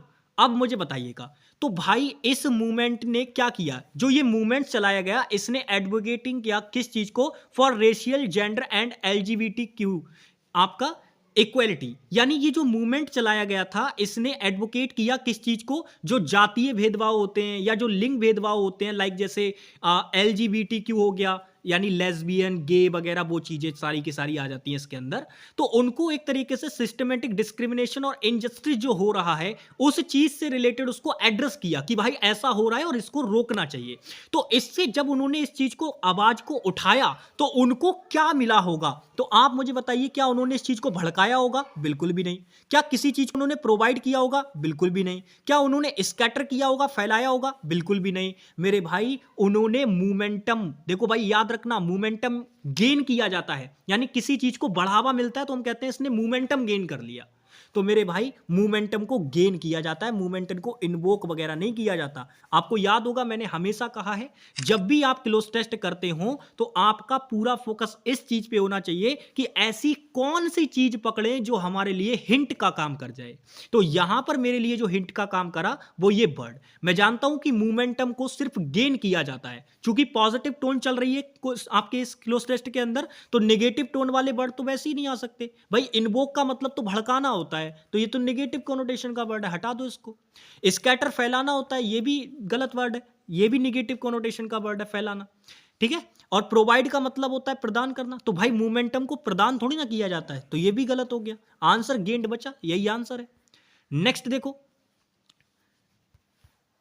अब हम बात करते हैं थर्ड वाले ब्लैंक की। थर्ड वाला ब्लैंक ये रहा, यहां से पढ़ो। कह रहा है people are increasingly recognising the importance of dismantling structures that. अब अगर आप नोटिस करोगे तो यहां से जब आप स्टेटमेंट को पढ़ना शुरू करोगे यहां तक, तब आपको समझ में आएगा peoples are increasingly recognising the importance, यानी पीपल जो है वो लगातार तेजी से बढ़ते हुए क्रम में रिकॉग्नाइज कर रहे हैं इस बात को कि ये जो इंपॉर्टेंस है, जो आज के समय में ये स्ट्रक्चर्स जो धारणाएं बनी हुई हैं उनको खत्म किया जाना चाहिए। डिसमेंटल का मतलब होता है उनको खत्म किया जाना चाहिए। तो उसको लेके अब आप एक बात बताओ, अगर किसी चीज को खत्म करना है तो वो क्या कर रही होगी? कोई ना कोई काम तो कर रहे होंगे ना वो स्ट्रक्चर्स। अगर उनको डिसमेंटल किया जाना है तो वो स्ट्रक्चर क्या कर रहे होंगे? क्या वो इक्वालिटी को टर्मिनेट कर रहे होंगे? जो इनइक्वालिटी हो रही है आज के टाइम पे उसको टर्मिनेट कर रहे होंगे। भाई अगर टर्मिनेट कर रहे हैं वो ऑलरेडी, तो उनको डिसमेंटल करने की क्या जरूरत?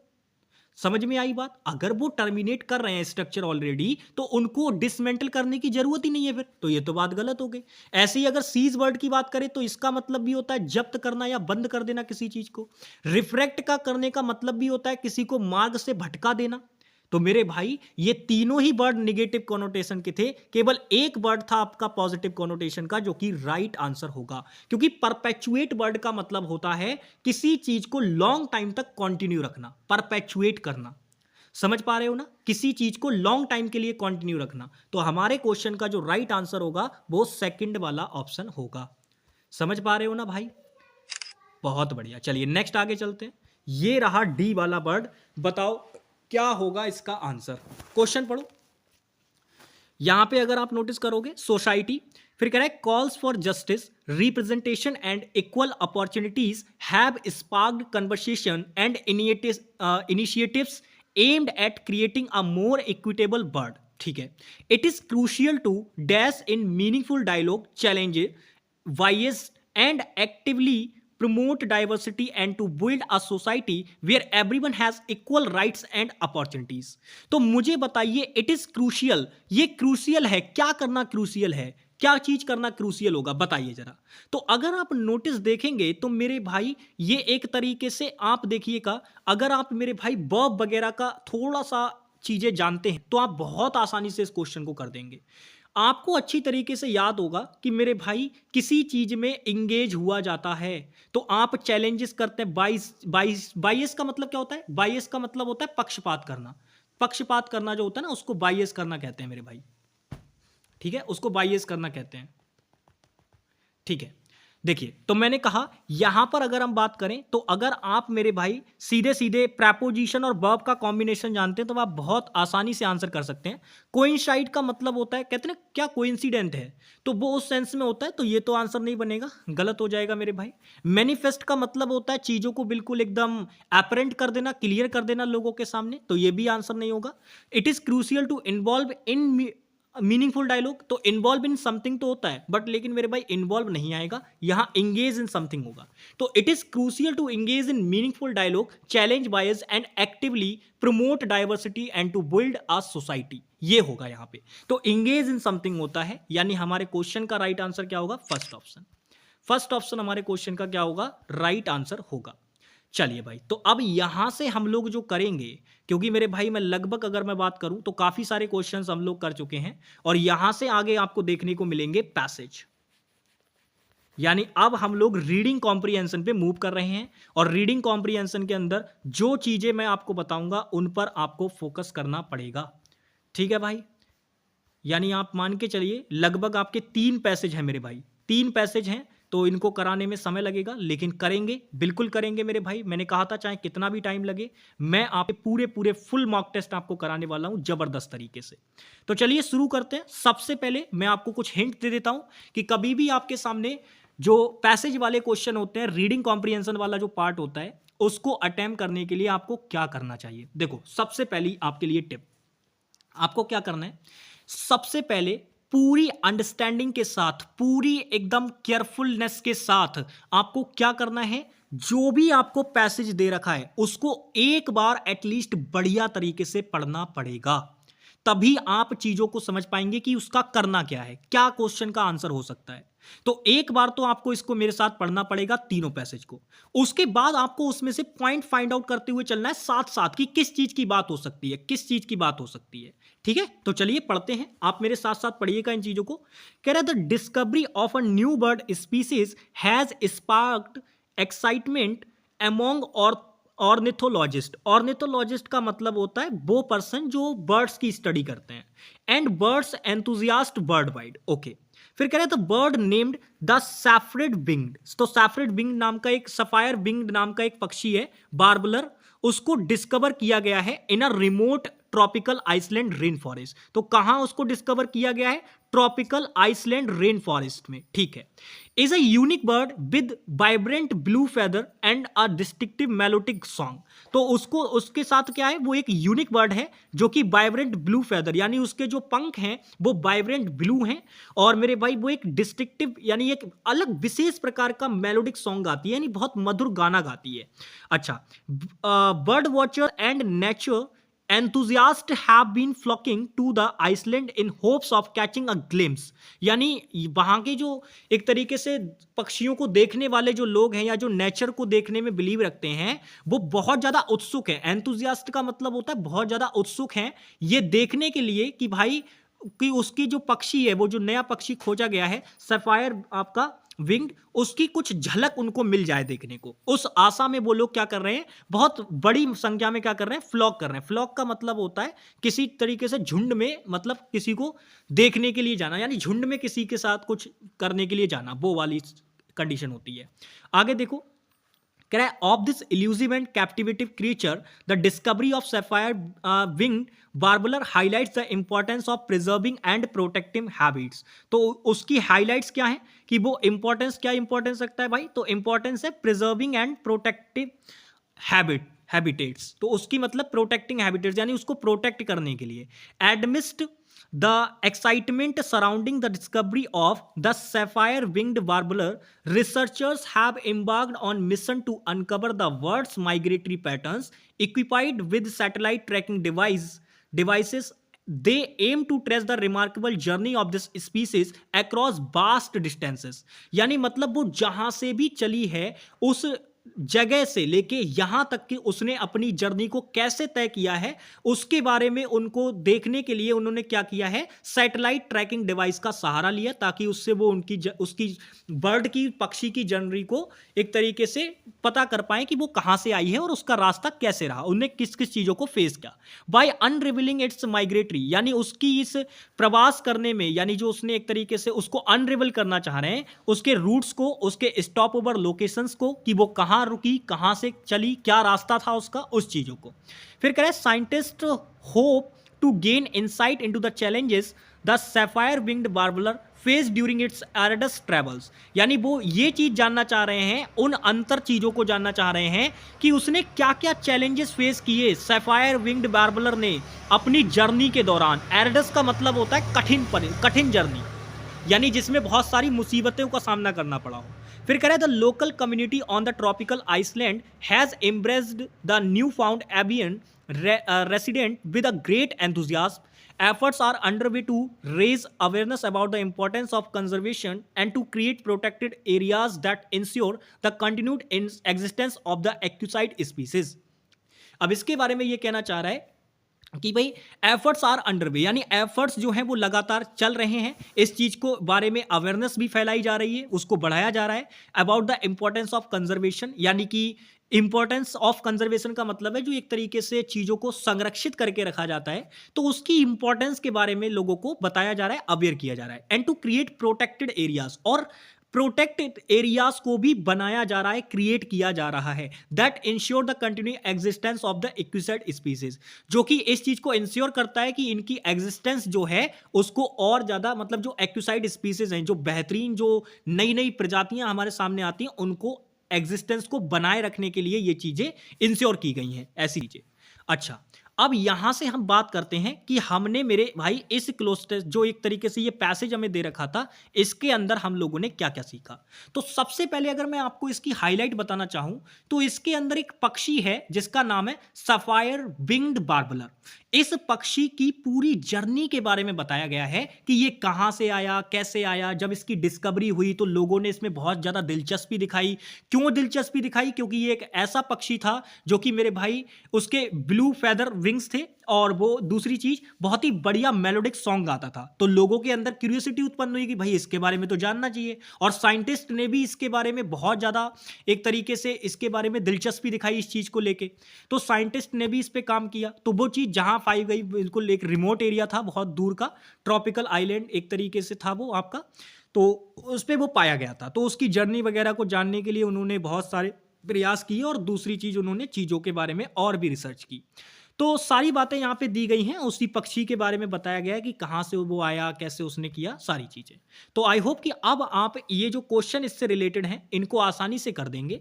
तो सबसे पहले हम लोग बात करते हैं क्वेश्चन नंबर 34 की। कह रहा है based on the given passage which of the following inferences can be made. देखो, इन्फ्रेंसेस जब भी आपसे पूछी जाएगी तो इसका मतलब होता है कि आपने जब पैसेज को पढ़ा तो पैसेज को पढ़ने के बाद आपको क्या समझ में आया, उस पैसेज का पूरा निचोड़ क्या है, ऐसा कौन सी बात है जिसके अंदर हम उस पूरी पैसेज को पिरो सकते हैं। वो एक सेंटेंस आपको बताना होगा। वो एक सेंटेंस को ही इन्फ्रेंस कहा जाता है, यानी पूरा का पूरा पैसेज जो है वो उस एक सेंटेंस के अंदर इंक्लूड होना चाहिए, उसका पूरा सार, जिसे आप कंक्लूजन भी बोल देते हो एक प्रकार से। तो अगर हम बात करें इन्फ्रेंसेस का मतलब, अगर हम बात करें तो इन्फ्रेंसेस जो था वो ये था कि यहां पे सीधे सीधे एक सफेद बिंग नाम का एक पक्षी है, उसके बारे में डिस्कवरी की बारे में बात की गई है उसकी, और मेरे भाई उसकी डिस्कवरी की बात की गई है। तो वो कहां पे दे रखी है? तो आप कहेंगे वो केवल मेरे भाई फोर्थ वाले ऑप्शन के अंदर है। देखो, अगर हम बात करें क्या उन्होंने इंटरेस्ट लॉस्ट कर दिया था? नहीं भाई, साइंटिस्ट ने तो इंटरेस्ट दिखाया था। जो सफेद बिंग्ड वार्बलर पक्षी था वो अग्रेसिव और टेरेबल बर्ड था? बिल्कुल भी नहीं मेरे भाई। क्या conservation efforts are solely focused on protecting the सफेद, मतलब जो कंजर्वेशन एफर्ट्स हैं क्या उनका अकेले का फोकस था कि भाई केवल सफेद बिंग्ड वार्बलर को ही बचाना है, बाकी किसी को प्रोटेक्ट नहीं करना? तो भाई ऐसा नहीं है। जो कंजर्वेशन एफर्ट्स होते हैं वो सभी जो भी स्पीसीज हैं, जो भी एक तरीके से लुप्त होने की कतार पे हैं, जिन्हें भी दिक्कत है, उनके प्रोटेक्ट करने के लिए कंजर्वेशन एफर्ट्स चलाए जाते हैं। तो सोली मतलब अकेले ऐसा नहीं कि केवल सफेद बिंग को ही उन्होंने कंजर्व किया या उनको बचाया। तो यानी कि आंसर हमारे क्वेश्चन का क्या होगा? Fourth option. फोर्थ ऑप्शन हमारे क्वेश्चन का क्या होगा? राइट आंसर होगा। चलिए नेक्स्ट क्वेश्चन की बात करते हैं। यहां पे आपको एंटोनियम बताना है स्टेयर बर्ड का। तो भाई देखो, स्टेयर का मतलब होता है घूरना। अब इसका क्या बताना है आपको? एंटोनियम बताना है। अब ध्यान से मेरी बात समझना, घूरने का मतलब होता है कि आप टकटकी लगाकर लगातार उस चीज को देख रहे हैं। भाई घूरने का मतलब क्या होता है? जैसे होता है ना, कई बार आपने नोटिस किया होगा जब कोई व्यक्ति किसी की तरफ घूर रहा होता है तो वो लगातार उसकी तरफ देखेगा। लेकिन इसका एंटोनियम पूछ रहा है, तो एंटोनियम का मतलब होता है बस एक झलक देखा और बस हट गए। समझ पा रहे हो ना? तो स्टेयर का मतलब होता है लगातार देखना, घूरना, और ग्लिम्स का मतलब होता है बस एक झलक देखा और फिर रुक गए। तो इसका मतलब इसका जो एंटोनियम बनेगा वो ग्लिम्स बनेगा। ग्लिम्स हमारे क्वेश्चन का क्या होगा? राइट एंटोनियम होगा। बाकी वाइब्रेंसी तो आप जानते ही हैं मेरे भाई, चीजों को लेके एक तरीके से अगर कोई चीज लाइफली है, यानी कि अगर किसी चीज में लाइफ है तो वो मेरे भाई क्या कहलाएगी? वाइब्रेंट कहलाएगी। तो ये तो हो जाएगा, लाइफ से रिलेटेड हो जाएगा। एक्साइटमेंट का मतलब होता है किसी चीज को लेके बहुत ज्यादा उत्सुकता होना, यानी कि बहुत ज्यादा उत्साह से भरा हुआ होना कोई चीज, तो उसके सेंस में आता है ये वर्ड।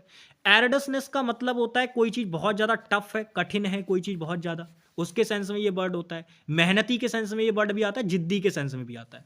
और ग्लिप्स का मतलब होता है मेरे भाई, अभी मैंने बताया, नजारे, यानी जब आप किसी चीज को एक नजर देखते हैं उसके सेंस में। ठीक है भाई, चलो नेक्स्ट आगे बढ़ते हैं। ये क्वेश्चन नंबर 36 है, इसका आंसर करो भाई। कह रहा है which statement best reflect a fact mention in the given sentence. यानी यहां पे आपसे पूछ रहा है ऐसी कौन सी स्टेटमेंट है जो बेस्ट रिफ्लेक्ट करती है फैक्ट मेंशन्ड इन गिवन, मतलब आपको वो स्टेटमेंट चुननी है जो इस गिवन पैसेज के अंदर का एक फैक्ट मेंशन करती है, मतलब उसके अंदर इस पैसेज से जुड़ा हुआ ही कोई फैक्ट दिया गया होगा। तो आप मुझे बताइएगा वो कौन सा फैक्ट दे रखा होगा। तो अगर आप यहाँ पे नोटिस करेंगे तो मेरे भाई, क्या यहाँ पे ऐसी कोई बात की गई है कि सफायर विंग्ड वार्बलर जो है वही केवल एकमात्र इकलौता पक्षी स्पीसीज है जो ट्रॉपिकल आइलैंड में मिला? तो ऐसी तो बात नहीं की गई थी भाई इसके अंदर। अच्छा, schools on island organise annual bird watching competitions, क्या ऐसी कोई बात की गई थी? कंपटीशन वगैरह ऑर्गेनाइज करने की कोई बात की गई थी क्या हमारे पैसेज में? तो ये भी फैक्ट मेंशन नहीं किया गया था। अच्छा, यहां पे अगर हम बात करें, सफायर विंग्ड वार्बलर जो है क्या वो एक बहुत ही बड़ा, मतलब सबसे ज्यादा बड़ा पक्षी है इन एवियन किंगडम, यानी पूरे के पूरे पक्षी वर्ग में सबसे ज्यादा बड़ा पक्षी है? क्या ऐसा कोई फैक्ट मेंशन किया गया था आपका पैसेज में? नहीं। तो हमारे क्वेश्चन का अल्टीमेटली आंसर बच गया फोर्थ ऑप्शन, यही राइट आंसर है, क्योंकि ये फैक्ट मेंशन था जो रिसर्चर्स थे वो यूज कर रहे थे सैटेलाइट ट्रैकिंग डिवाइस, किस चीज के लिए? To study the birds migratory patterns, कि जो बर्ड था वो उसने माइग्रेट किया तो किस पैटर्न से किया, वो कहां से आया, कहां रुका, कहां उसने स्टॉप लिए, उन सारी चीजों को ट्रैक करने के लिए वो लोग क्या कर रहे थे? सैटेलाइट ट्रैकिंग डिवाइसेस का यूज कर रहे थे। तो बिल्कुल ठीक बात है, यही फोर्थ वाला फैक्ट जो है वो आपका पैसेज में दिया गया था। चलिए नेक्स्ट आगे बढ़ते हैं। ये क्वेश्चन नंबर 37 है, आपको टाइटल बताना है। याद रखना, टाइटल पूछता है, टोन पूछता है, इन्फ्रेंसेस पूछता है बस, और स्ट्रक्चर भी पूछ लेता है कभी कभी। तो टाइटल का मतलब है कि आपका जो पूरा का पूरा पैसेज था उस पैसेज को बहुत ही चंद शब्दों में ऐसी बात लिख देना उस पैसेज से जुड़ी हुई जिसके अंदर वो पैसेज पूरा का पूरा कवर हो जाए। तो आप मुझे बताओ ऐसा कौन सा है?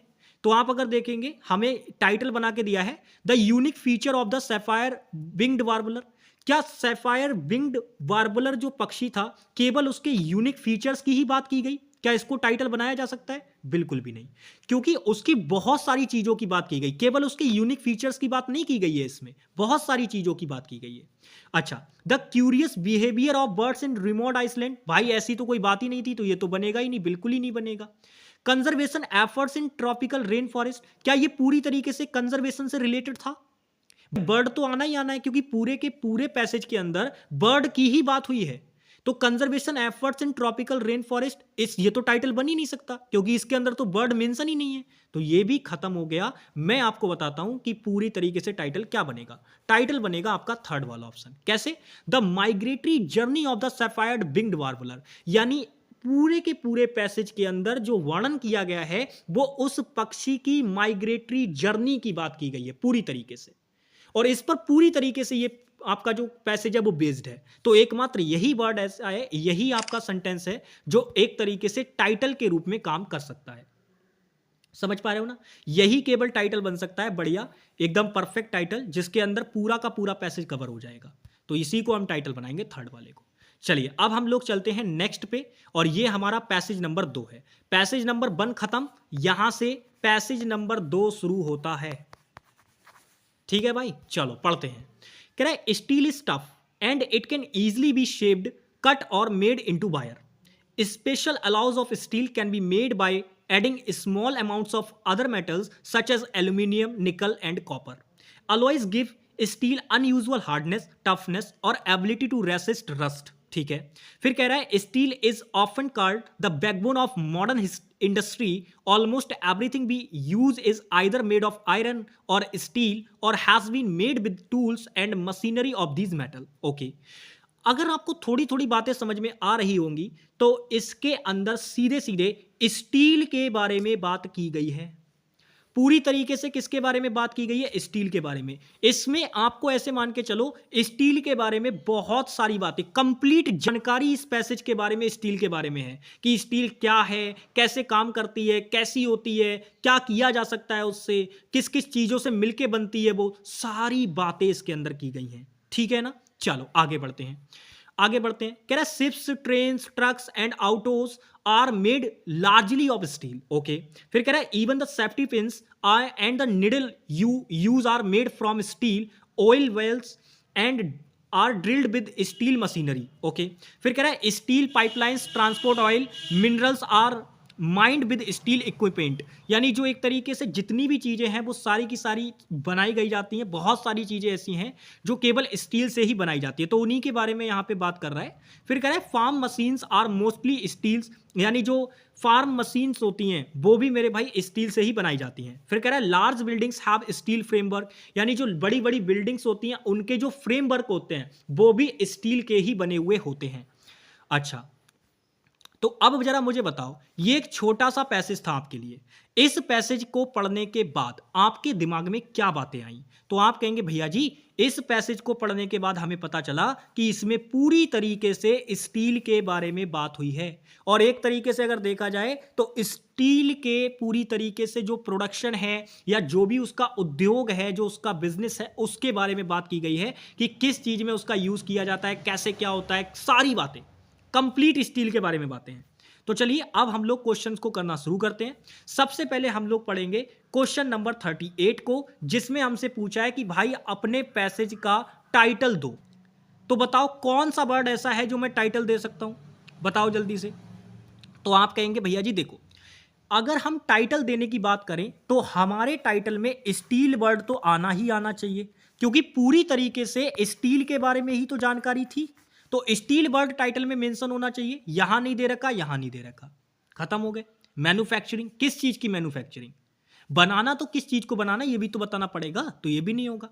आपका मिनरल ओर्स भी नहीं होगा, ओर्स अभी बताया था अयस्क होता है। रिसोर्सेस ऑफ स्टील, क्या स्टील के केवल रिसोर्सेस की ही बात की गई थी, स्टील के बारे में और कोई बात नहीं की गई? तो आप कहेंगे भैया जी बात रिसोर्सेस की गई थी, बिल्कुल ठीक बात है, लेकिन उसके अंदर ना पूरा पैसेज कवर नहीं होगा। हमें टाइटल में ऐसा टाइटल चुनना होता है जो कि पूरे के पूरे पैसेज को इंट्रोड्यूस करे।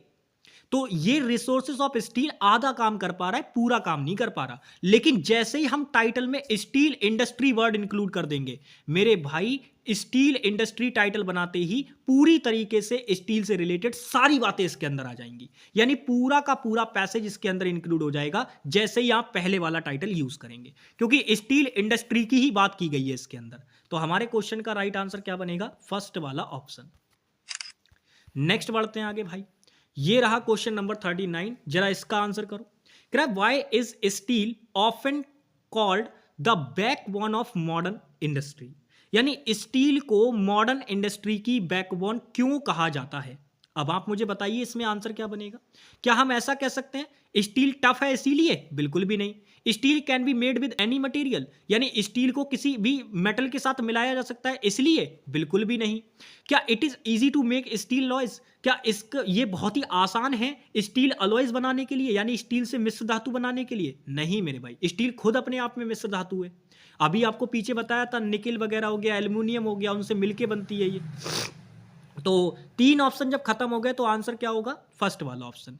भाई स्टील जो है वो मॉडर्न इंडस्ट्री की बैकबोन इसलिए है क्योंकि आज के समय में ऑलमोस्ट एवरी टूल, यानी प्रत्येक उपकरण और जो मशीनें हैं वो मेरे भाई स्टील से बनी हुई हैं, उनमें स्टील का ही प्रयोग होता है बनाने के लिए, ऑलमोस्ट एवरी टूल। तो अब जब किसी चीज का हर जगह यूज हो रहा है तो जाहिर सी बात है कि वो चीज अपने आप में बैकबोन बन जाएगी। तो आंसर क्या होगा इसका? फर्स्ट वाला ऑप्शन।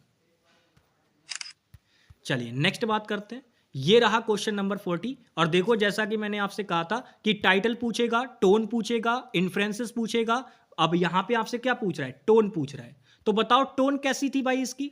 क्या इंफॉर्मेटिव टोन थी, जजमेंटल थी, आयरॉनिकल थी या क्रिटिकल थी? देखो क्रिटिकल का मतलब अगर मैं आपको बताऊं, ध्यान से मेरी बात समझना, यहां पे आपसे पूछ रहा है टोन। देखिए टोन की बात करते हैं हम लोग। इंफॉर्मेटिव का मतलब होता है, देखो चार प्रकार की टोन आपको यहां पे दी गई है, इंफॉर्मेटिव, जजमेंटल, आयरॉनिकल और क्रिटिकल। देखो मैं आपको चारों टोन के बारे में बताता हूं, कभी भी आपको ये देखने को मिलेंगी, मोस्टली आपको यही देखने को मिलती है, तो आपको इनको ध्यान रखना है। जैसे अगर हम यहाँ पे बात करें, इंफॉर्मेटिव का मतलब होता है जब पैसेज के अंदर किसी चीज के बारे में जानकारी दी जा रही हो तो वो इंफॉर्मेटिव टोन हो जाती है। जजमेंटल का मतलब होता है जब पैसेज के थ्रू किसी चीज के बारे में जजमेंट दिया जा रहा हो तो वो जजमेंटल हो जाती है। आयरॉनिकल का मतलब होता है जब किसी के बारे में एक तरीके से कोई, जब हम किसी पे व्यंग कसते हैं, यानी किसी का मजाक उड़ाते हैं, हंसी ठिठोली करते हैं, तो वो आयरोनिकल हो जाता है, यानी किसी का मजाक उड़ाना, उसके सेंस में आयरोनिकल हो जाती है टोन पैसेज की।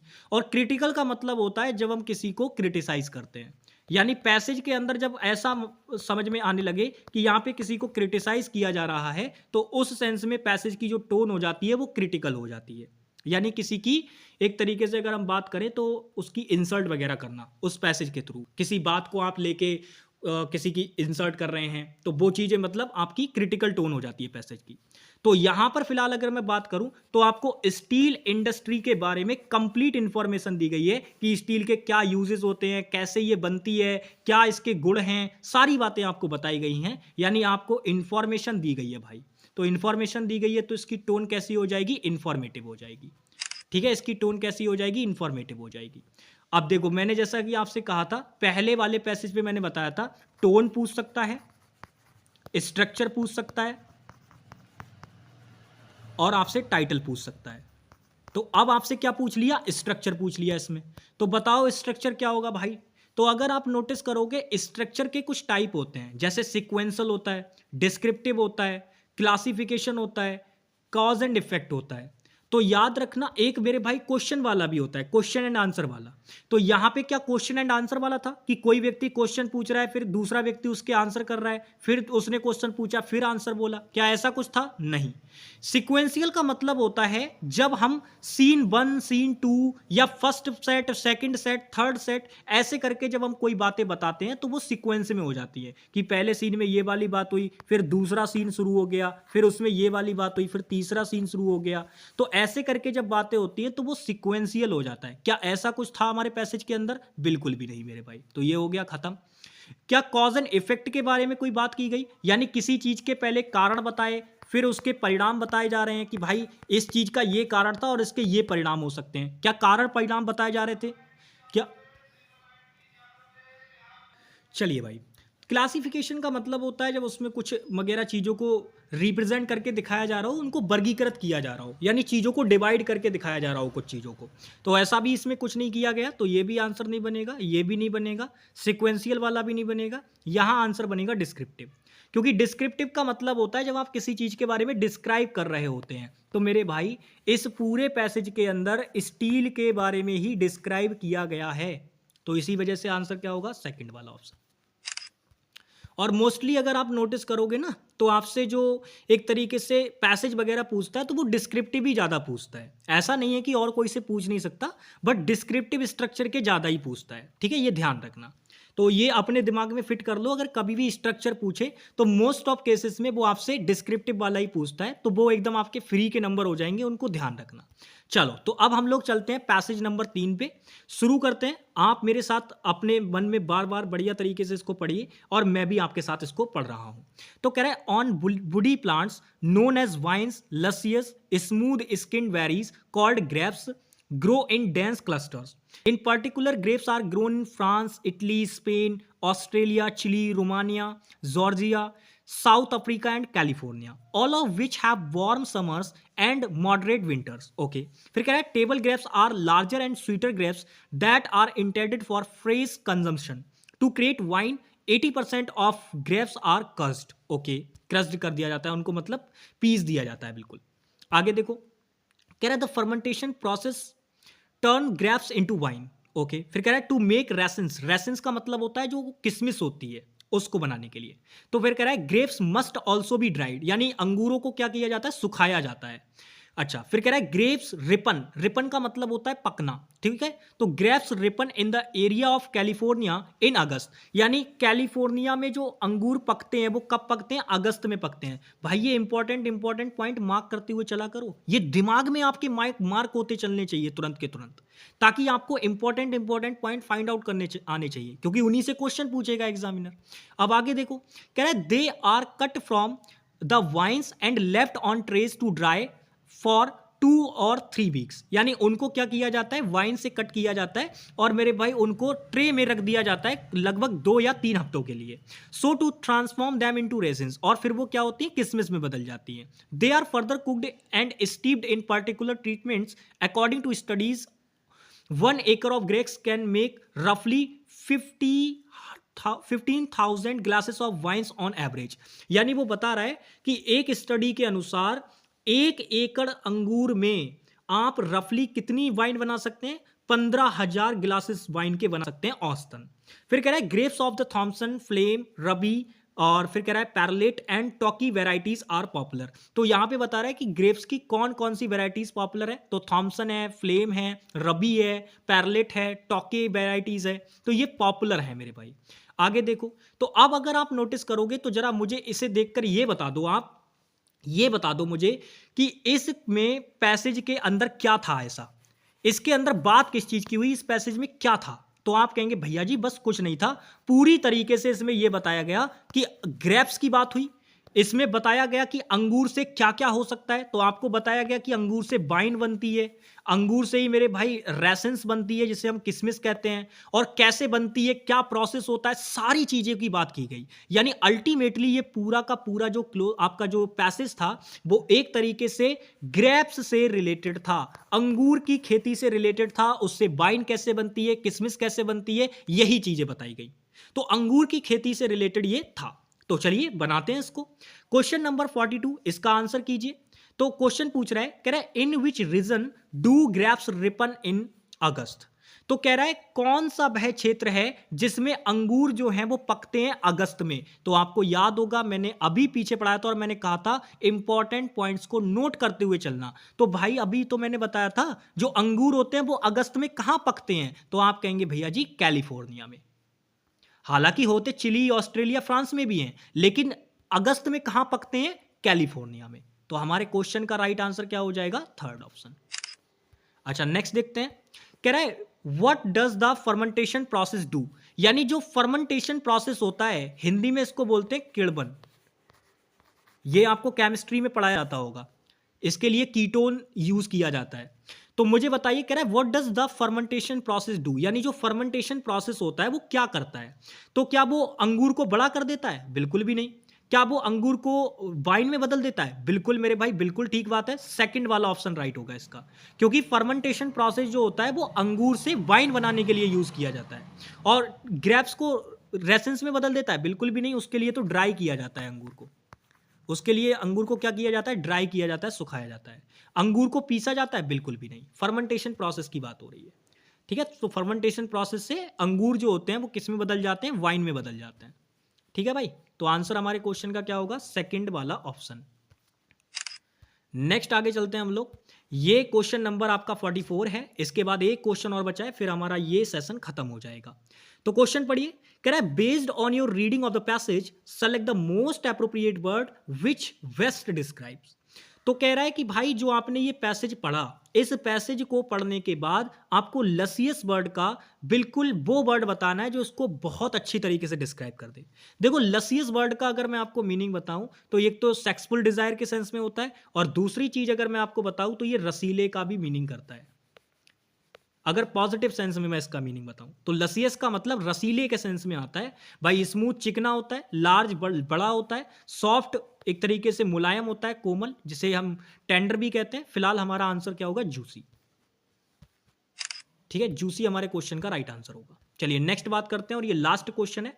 आपको टाइटल बताना है किसका मेरे भाई? टाइटल बताना है आपको यहाँ पे इसी पैसेज का। तो अंगूर वाले पैसेज का टाइटल क्या होगा भाई? जो पैसेज नंबर 3 हमने पढ़ा उसका टाइटल आपको बताना है। तो टाइटल में मैंने क्या कहा था? पूरा का पूरा पैसेज जो आपको दे रखा है उसमें उसके लिए कुछ चुनिंदा शब्द ऐसे चुनना जो कि पूरे के पूरे पैसेज को रेफर करें, उसकी हर एक बात को रेफर कर सके, उन्हीं को कहा जाता है टाइटल। तो आप मुझे बताओ, क्या इसके अंदर केवल वैराइटीज की बात हुई? आप मुझे बताइए, क्या इसके अंदर केवल अंगूर की वैरायटी की बात हुई है? भाई वो केवल लास्ट लाइन में बात की गई थी, थॉमसन होता है वगैरह, तो वो अंगूर की वैरायटी की बात की गई थी, लेकिन पूरे पैसेज में नहीं की गई है। तो ये टाइटल कैसे बन जाएगा? अच्छा दूसरी चीज, हम ये बात जानते हैं कि पूरी तरीके से अंगूर अंगूर की बात हुई बार बार, तो ये बात तो तय है कि अंगूर तो होगा टाइटल के अंदर, तो बट यहाँ तो वाइन दे रखा है, केवल अंगूर की बात ही नहीं हुई, तो हटा दो इसको भी। अच्छा, ग्रेप्स एंड बर्ड की बात हुई है क्या केवल? नहीं मेरे भाई, ग्रेप्स एंड बर्ड की बात नहीं हुई है, क्योंकि ग्रेप्स बर्ड के कई सारे देशों में पाया जाता है, ये बात बिल्कुल ठीक है, बहुत जगह पे ये इसकी खेती की जाती है, लेकिन इतने में तो पूरा पैसेज ही नहीं आ रहा, तो ये भी टाइटल नहीं हो सकता। हम इसको ग्रेप्स एंड यूजेस कह के पूरी तरीके से फिट कर सकते हैं। तो इसमें अंगूर और अंगूर के यूजेस के बारे में आपको बढ़िया तरीके से बताया गया, पूरी जानकारी। तो हमारे क्वेश्चन का जो राइट आंसर होगा वो क्या होगा? फोर्थ वाला ऑप्शन, यही इसका टाइटल बनेगा, एकदम परफेक्ट। ठीक है, परफेक्ट टाइटल क्या बनेगा इसका? फोर्थ वाला ऑप्शन। तो चलिए भाई, आई होप कि आपने ये बढ़िया तरीके से अटेम्प्ट किया होगा ये सेशन, और आपको ये मॉक टेस्ट करने में बहुत आसानी हुई होगी, बढ़िया तरीके से आपने इसको अटेम्प्ट किया होगा। सारे क्वेश्चन इसके अंदर सीजीएल मेंस 2023 के थे।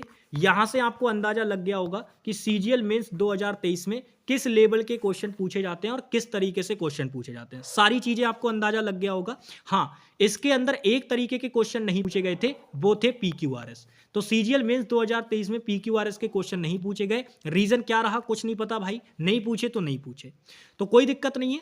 फिलहाल सीजीएल मेंस 2023 के बेस पे अगर मैं आपको बताना चाहूं तो मैं कुछ इंपॉर्टेंट चैप्टर बता रहा हूं जिनको आपको याद रखना है। सबसे पहला चैप्टर जिस पे आपको बहुत ज्यादा फोकस रखना है वो होगा एडजेक्टिव। दूसरा चैप्टर जिस पे आपको सबसे ज्यादा फोकस रखना है वो होगा आपका कंडीशनल। तीसरा चैप्टर जिस पे आपको सबसे ज्यादा फोकस रखना है वो होगा मेरे भाई टेंस। फिर चौथा चैप्टर आपका होगा मेरे भाई नाउन। ठीक है, तो ये कुछ चैप्टर्स हैं जिन पे आपको बहुत ज्यादा फोकस रखना है।